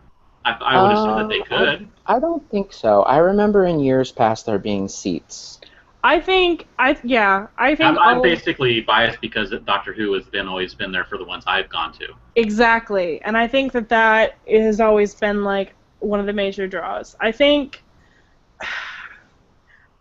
I mean, all of these shows have fans, and I don't know how much crossover there is between them, but at the same time, I just don't think it's going to be too hard to get into any of these. I think for the most part, I think you could show up an hour early and make it in. If you absolutely want to make sure you get in the room, I would show up by, like, 7?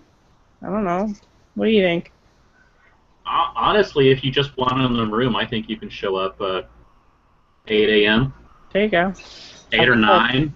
I think that's true. I mean, there's going to be people leaving after every one of those shows before Heroes Reborn.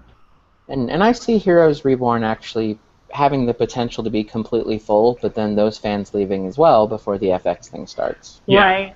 People have mentioned that they've been able to walk into stuff almost on Sunday when Doctor Who's not in there. Yeah. They've been able to walk into virtually everything in Hall H. Yeah, That's so awesome. I don't think it's going to be a huge problem. Again, though, it's all dependent on whether, when you say how early do I have to line up, do you mean to make it into the room or to get a good seat? Like, these are not necessarily one and the same thing Right. at all. If you want near the front, you need to be there early in the morning. I mean, if you want in the first 10 rows, you need to be there possibly Today. before midnight. Right Yeah. now. But if agree. you just want in the room, you may be able to walk in half an hour before, or even Yeah. during the panel. Yeah. Who knows? I agree But it's completely not with going to be that bad. No, it's not. It never is. And that's because Sunday is usually a pretty light day in general. It's a great day for the floor, but there's no Ballroom 20, there's no Indigo, so we can cross No both Horton. those things. No Horton. We can cross all of that off our list, which is why we are going to jump straight over to 6BCF. Yay! Yay! So on Sunday we are going to kick off. TV Guide magazine typically every year does like some kind of special panel, whether it's a reunion or just some kind of special panel. And this year they are bringing Phineas and Ferb, which is nice because the show is, I don't know if it's getting ready to end or if it already has. But this is basically going to be your final farewell to that. They've got most of the voice actors there, which is cool. And then following that at 11:15, we've got back-to-back Warner Brothers Home Entertainment world premieres, starting with the world premiere of Lego DC Comics Superheroes Justice League Attack of the Legion of Doom, which is basically just the new animated Lego DC movie. But like I said, it's going to be the world premiere, and then that's going to be followed with a panel with several of the actors, like Troy Baker is going to be there, Josh Keaton, and then they've got some of the talent. And then at 1 p.m. is going to be the world premiere of Batman Unlimited Monster Mayhem, which has some of the same people. Troy Baker's there again, Carrie Payton, Will Friedle, all kinds of people. These are fun little panels, especially Sunday is Kids Day at Comic-Con, and so this is always an awesome day for content for your kids. This is a great way to kind of go introduce them to some of this stuff, or if they already love this stuff, to go geek out with them. 2:45 is the annual Buffy musical Once More with Feeling, but this year they've also got Juliet Landau, who was Drusilla. Yay, Drusilla! Yep, in the panel. And they do this every year. She'll be there talking about some special announcements, and then they'll show the musical episode, and it's a good time. So And sing along. And sing along, that's right. So that's 6BCF. I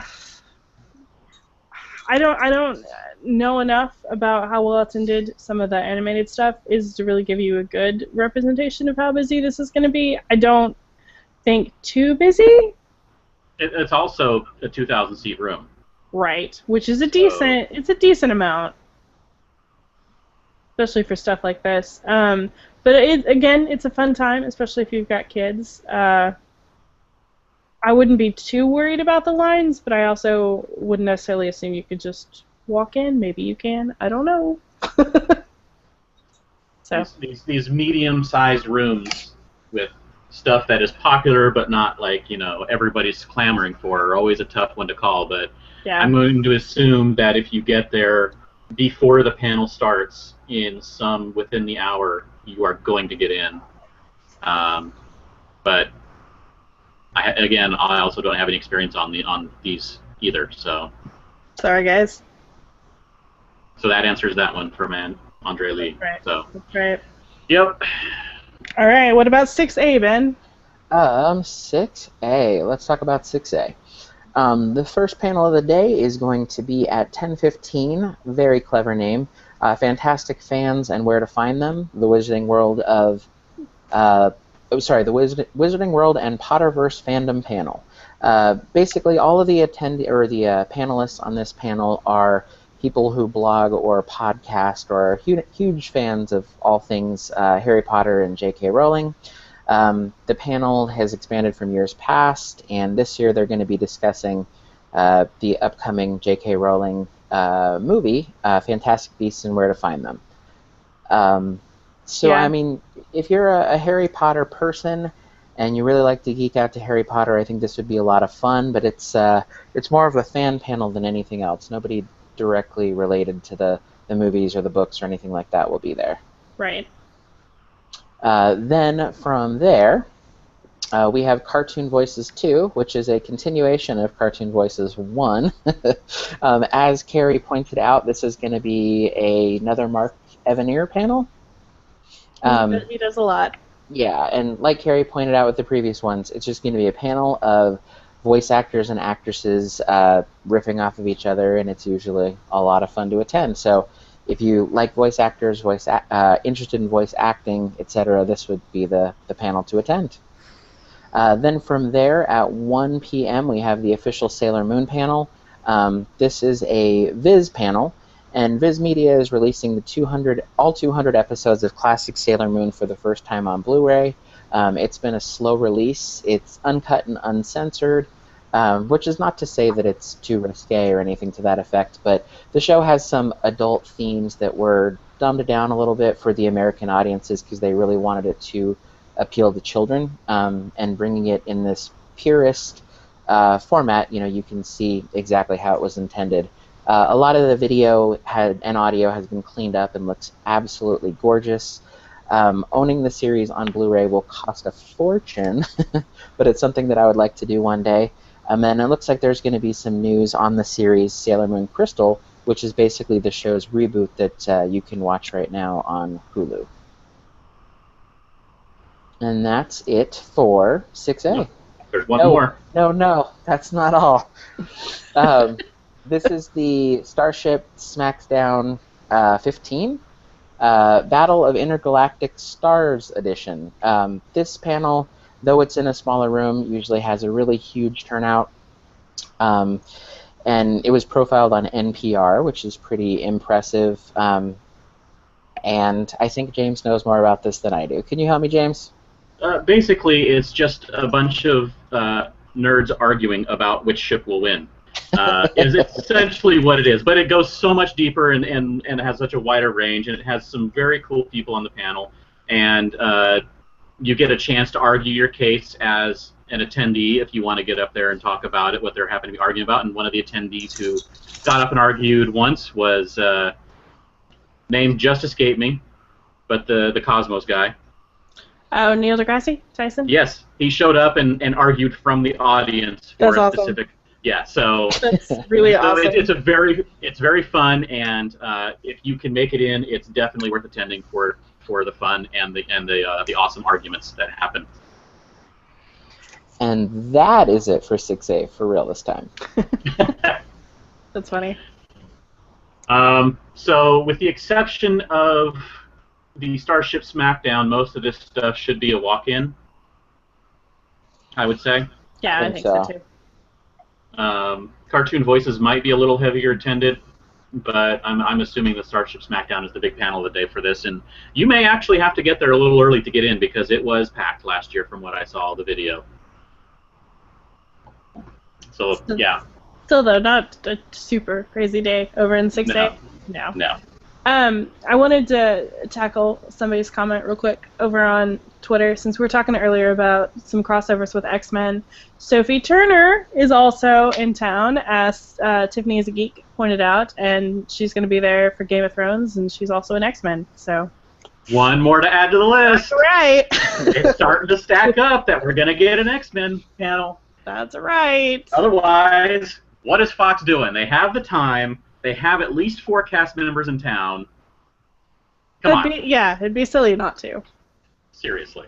Even if it's just 15 minutes of their hour and 45 minutes. Come on. Right. Just parade some people on a stage. Yeah. It works all the time. It does. Totally.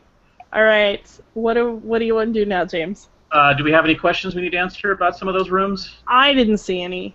All right. So we'll tackle a couple of these after we're all done with the panels. Yes. But let's go over the last full room we're getting because, as mentioned, some of the rooms are not open on Sunday, and that's 7AB.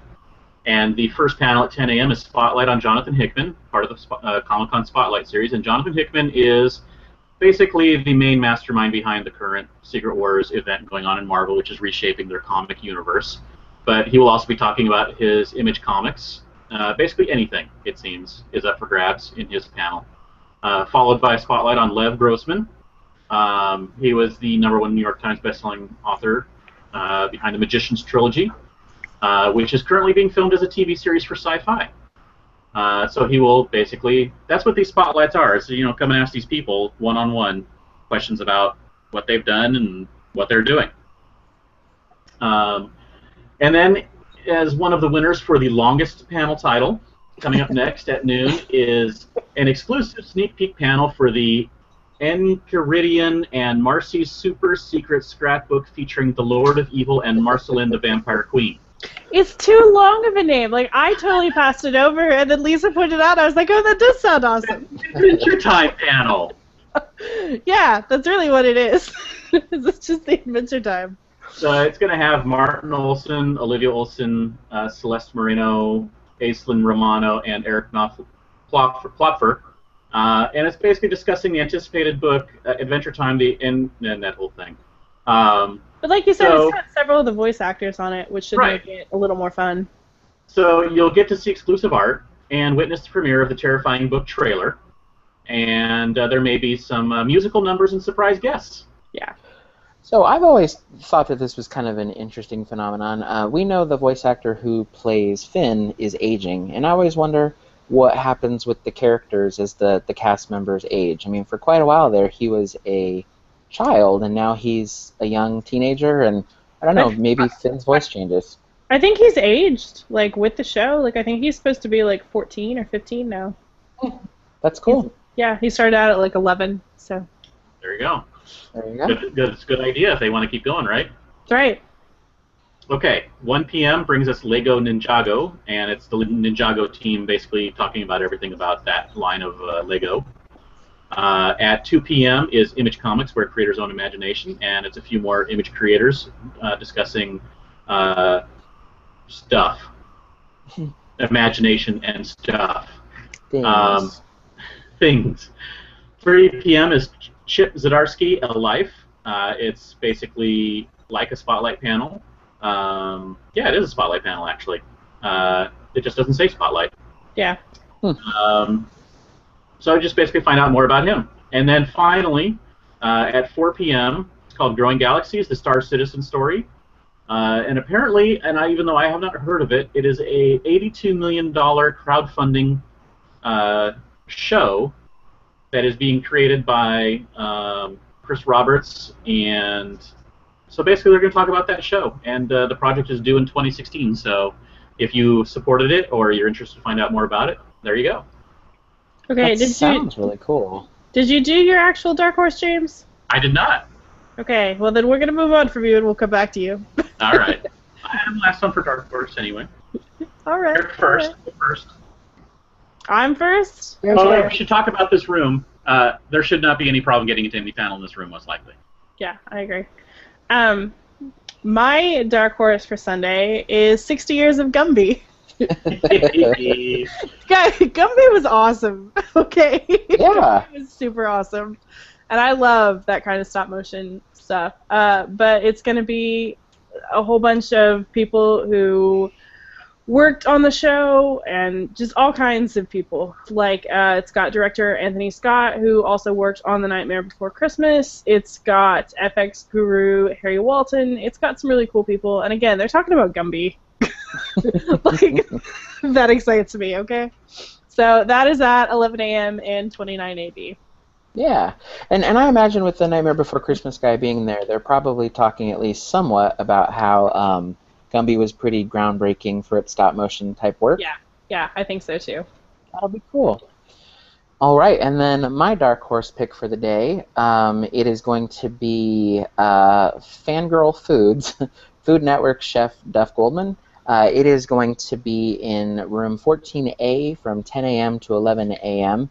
And basically, it's like a mashup of things comic-related and cake, because so many of the cakes that Chef Duff Goldman gets to work on are fan-themed. You know, it'll be like a strange Star Wars wedding cake or a TARDIS cake or things like that, and it can be for movie premieres or TV premieres, and we'll get his take on pop culture and making cakes and all that fun stuff.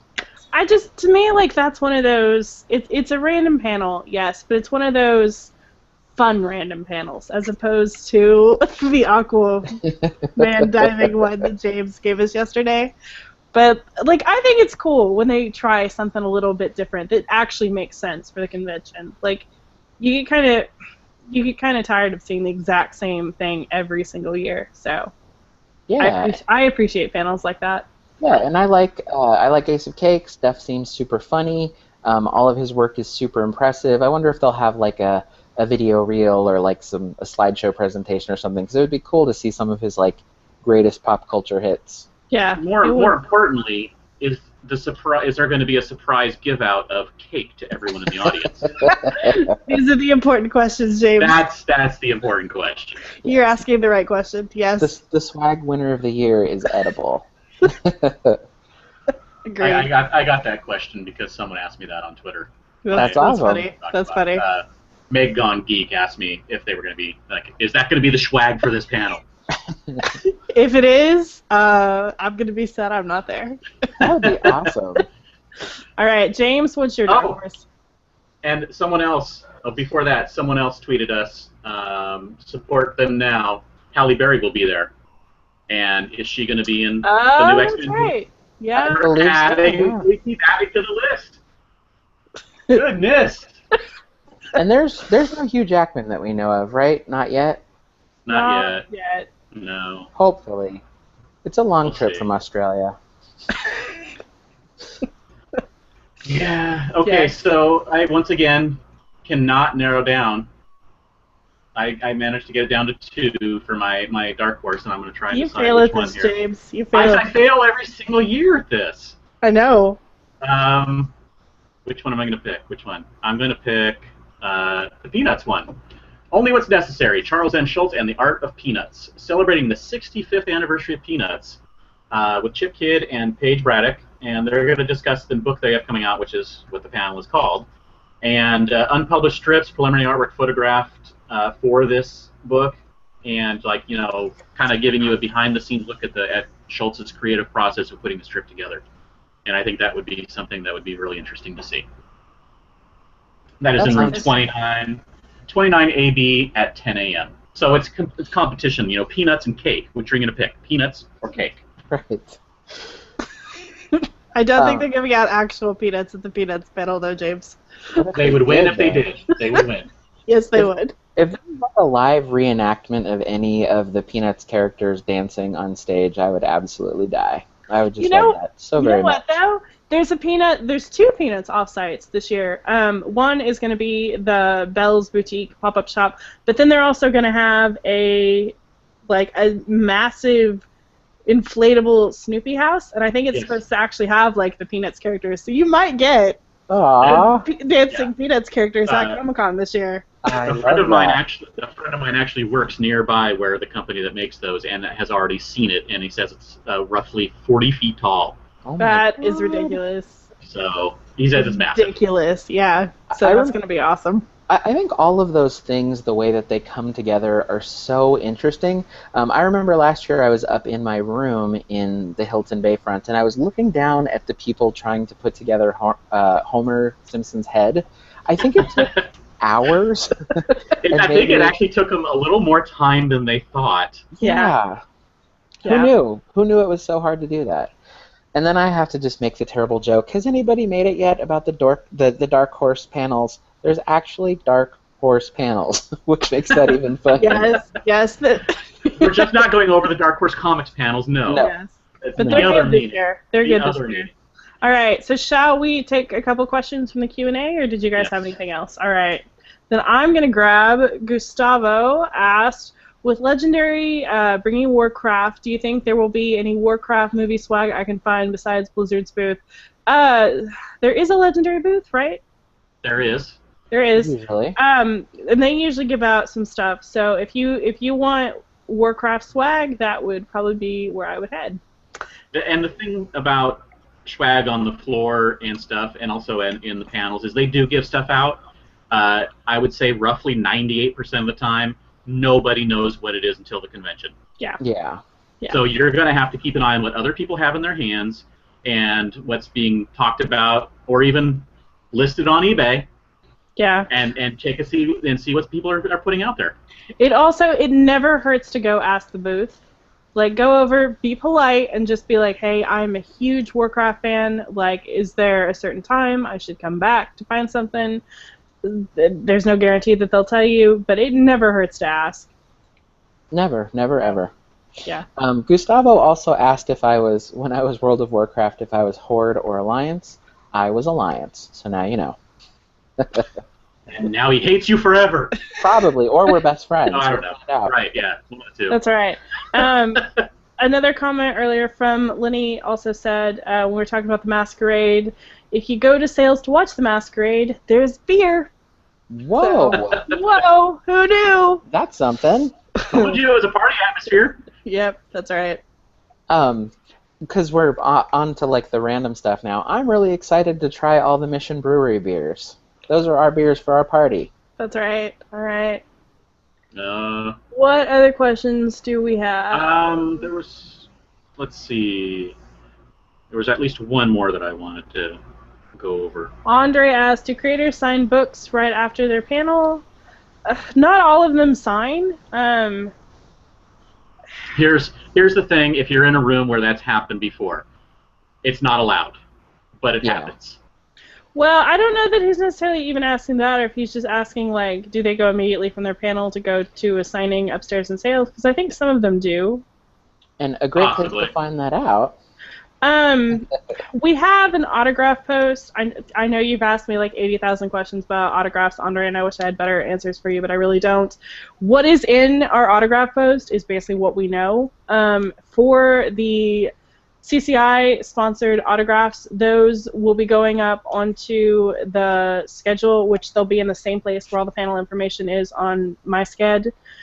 I would assume at some point this week. It's usually announced about a week before the convention, so I would start checking like middle of the week. But the problem is beyond those, every single booth does it differently, so there is no like one answer fits all for autographs. So you're just kind of going to have to do your own research. If you can't find a good answer, go talk to the booth as soon as you can and ask them questions. They should have the information. They may even have a more detailed schedule because a lot of that stuff kind of happens on the fly. So as much as I would love to be able to give you, like, here is the one answer, that's just not the case with autographs. Yeah. And go ahead.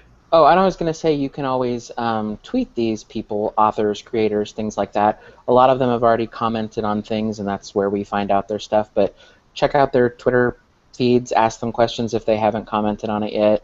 Yeah. And on the off chance he was asking about right after their panel, during, like in the panel room, it's not allowed, but sometimes it happens, and typically they let it happen for about a minute before they start clearing people out. Yeah. Yeah. Because, of course, there's things that are coming next. There's something coming up next, exactly. Gustavo had mentioned also a question, will we be doing a cast like this for off-site, on-site events? We will be doing one more podcast the Monday before Comic-Con, correct? The 6th, yeah. The 6th. We will be doing one more, and it will basically be going over all the last-minute news. We will hit some off-site stuff, and it will be kind of just a general, let's prep for all the last-minute stuff for Comic-Con kind of podcast. It's basically going to be James and I will be exhausted and look terrible and probably make no sense, but we will do our best. I'm going to be in Chicago all weekend doing a convention, so yeah, that's definitely going to happen, me looking like a mess. Yeah. In addition to all the other stuff. Mike Nelson says Legendary usually tweets their swag at give-out times. There you go. So that's at least one company that helps us out. Yes. And that's very cool. And this is great advice. Like, we say this every year, but social media is so incredibly important during the convention.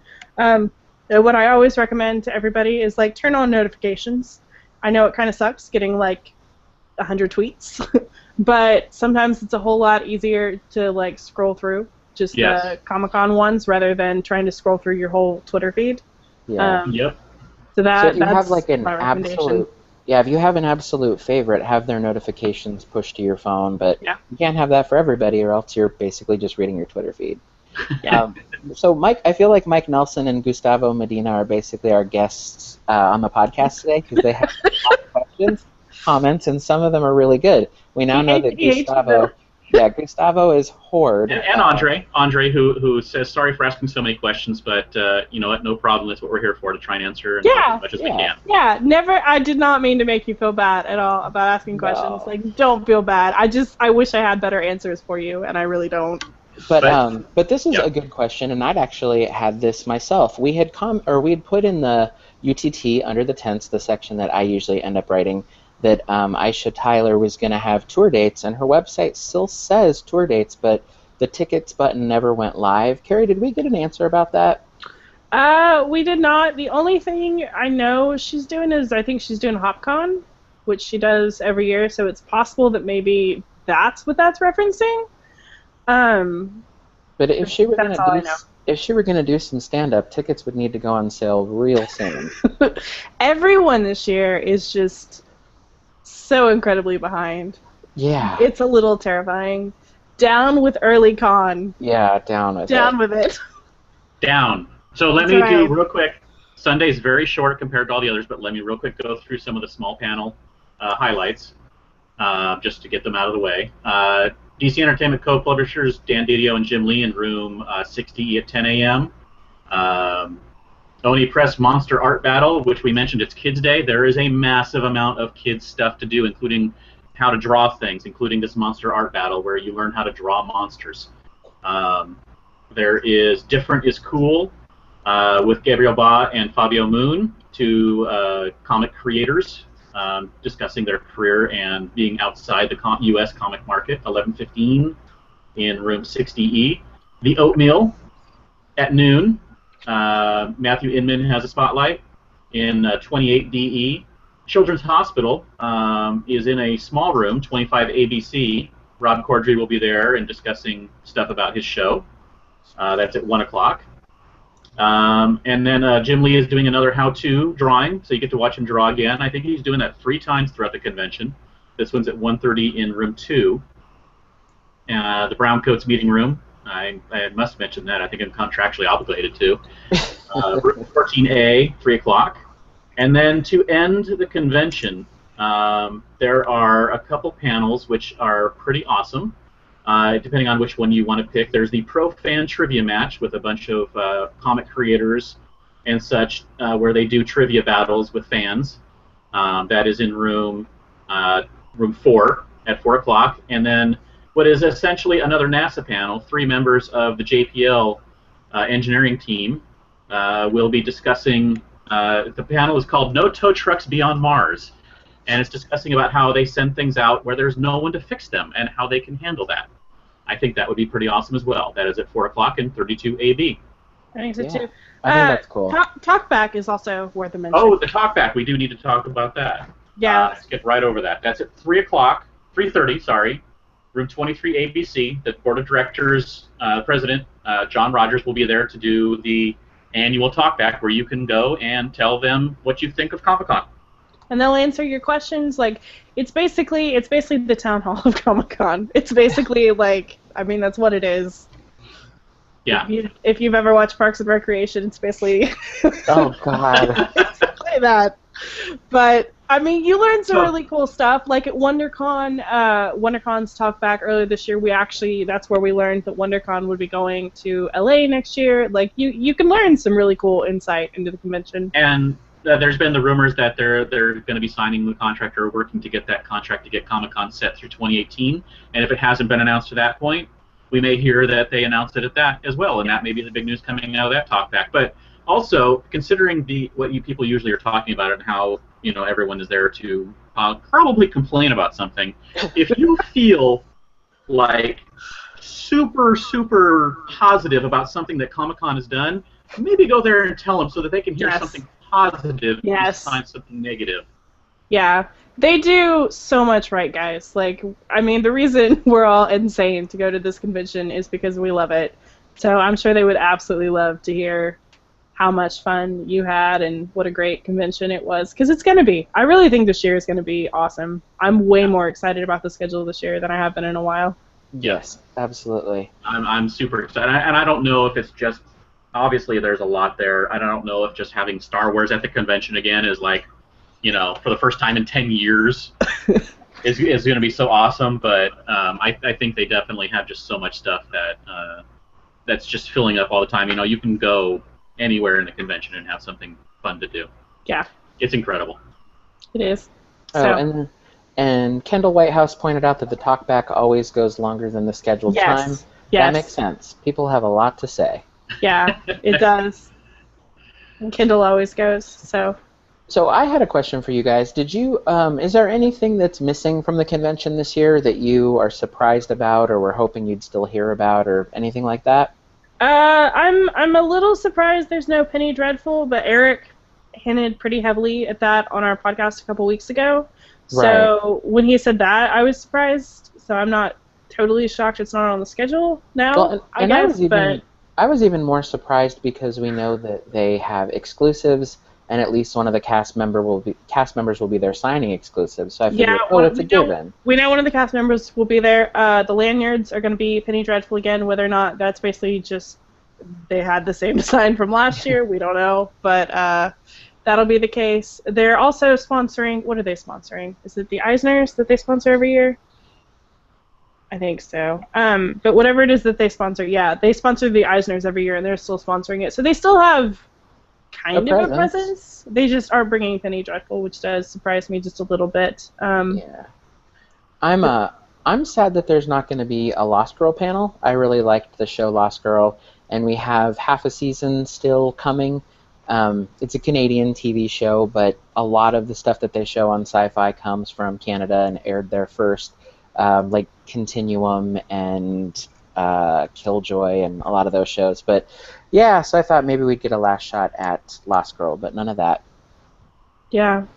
I don't know. I'm trying to think of anything else that I'm super shocked about. Is there anything you're shocked about, James? I will hold my shock until after the convention if Warner Brothers or Fox doesn't bring something that I'm expecting them to bring. Yeah. Because if they don't bring what we're expecting and what I think that they're going to bring, then I think it will be a major fail on their part.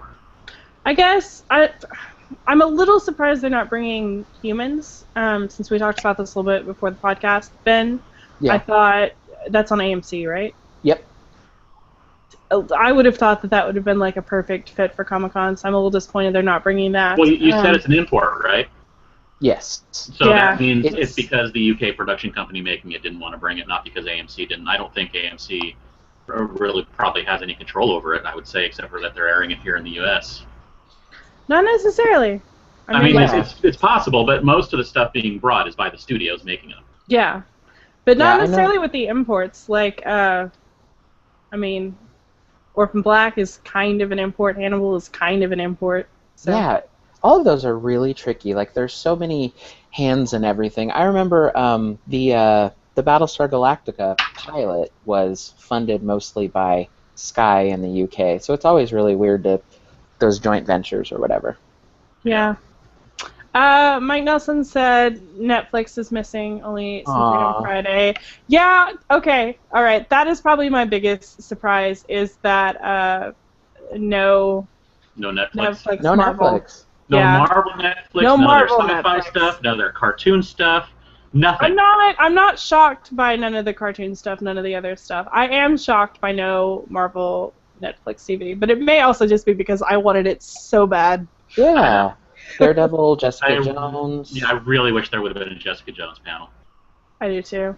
I mean, I can handle no Daredevil because it's in between seasons, but Jessica Jones is like filming or almost done filming or whatever. So I have a bad feeling that like this pretty heavily implies we are never going to get Netflix. No. Kind of. No. I mean, but the fact that we got Daredevil at New York Comic-Con, I mean, that's something, which is also kind of what gave us hope for this one. Okay. Rob said Netflix doesn't say yes and no. I'm pretty sure this is really just like, what's the guy's name? I can never pronounce it. JMS. Just call him JMS. JMS. All right, JMS. I'm pretty sure this is basically just like a panel with him that they've labeled Sense8 because that's what he wants to talk about. I don't think it's necessarily like Netflix sponsored, which is not quite the same thing. Yeah, I think Straczynski is a spotlight special guest. Yeah, at Comic-Con he does. This year. He does on Saturday. But I think he also applied like probably for just a panel to talk about Sense8, but I don't think it's Netflix sponsored. Is my estimate. It's because he was here. He wanted to do one extra because he also wanted to talk about his comic stuff and other things in his regular spotlight panel. Yeah. Yeah, and if they were going to bring an actual Sense8 panel to Comic-Con, they would have had to have announced picking up the second season or probably something to that effect. Probably, yeah. And Sarah asked JMS earlier if they were bringing any cast, and he said at the moment no. So it'll just be him talking about Sense8. So there you go. Yeah. All right. Is that about does it? I think so. All right. All right. As we mentioned on the last podcast, the mobile app is working for some people on both Android and iOS. It is not working for everybody, as far as I know. So keep an eye on it, but it is definitely something you're going to want to look into. And news items. The news items we have to discuss are all on the website, and we're not going to discuss them right now because we just spent another 2 hours talking to schedule. So go look at the site, sdccblog.com. It's magic. Crazy. Our party, Enchantment Under the SDCC, is also 10 days away. We've got almost all of the prizes in. I've been told that the magical Hasbro Fast Pass has in fact shipped. So we will have that for you guys, which was like our last thing that we needed. Make sure that you check your email for your ticket. And if you didn't, you can email me at sdcomiccon.blog@gmail.com because you will need your barcoded ticket to get in. If for some reason you don't have it, we can resend it really easily up through probably Tuesday of next week. If you email us Wednesday of next week, probably not. Well, no, 2 weeks. Wednesday, 2 weeks. Yes, There's Wednesday, 2 weeks. Yes. Not 2 next weeks. week. I don't know what day it is anymore. As we talked about a little bit earlier, we have an autograph post on the website that Lisa maintains and fills with just massive loads of information. So she tries to get it updated daily, and she usually succeeds. And it's got massive information about autographs going on all over the area of Comic-Con. So if you're interested in autographs, give that post a look. Yep. Yeah, Lisa does a really awesome job on that. And as is always the case, the smaller news bits can be found under the tents. That could be anything from contests to exclusives, signings. It always just kind of depends. But under the tents is a great way to spend about 5 minutes and find out about 20 different things. And I usually write that. Usually. That's right. You can, if you want to know everything that's going on, because as you may have noticed at this point in the year, there's an awful lot of news that happens. You can also subscribe to our mailing list, and the links are in the show notes. Yep. Yeah. Be sure to check out the show notes, as mentioned, for more information about our sponsor, 3D Light Effects, and their brand new line of Star Wars cordless 3D Deco Lights, and watch Parks and Cons do a review on their website of the Boba Fett one. The Boba Fett Deco That's right. Light. Ben, where can we find some more of your work on the internet? You can find me on Twitter at HelloBK. And Kerry, where can we find more of your work on the internet? You can find me on Twitter at Kerry Dixon. You can also find me manning the blog's Twitter at SD_comic_con. And you can also find all of our work on SDCCblog.com. And James, where can we find more of your work on the internet? I am virtually everywhere on the internet as Dan Riegel. And you can check out my website, geekshotphoto.com, where my wife and I put our photography work up on the web. We are on iTunes. If you'd like to subscribe, the links are up on the blog, or search for SDConCast. If you like what you've heard so far, please review us. And just a quick note, if you subscribed last year, make sure you subscribe again for technical reasons. We are also on Stitcher Radio. The link is in the show notes. And if you want to get a hold of us, you can send us an email at sdcomiccon.blog@gmail.com. Find us on Facebook at facebook.com/sdconblog, or tweet us at sd_comic_con. And I think that's it. Thank you, everybody, for listening. Yes. We will be back Monday the 6th. the 6th at our usual time of 6:30 Pacific. Yep. And until next time, everybody, Go shawarma. And yes, Tiff.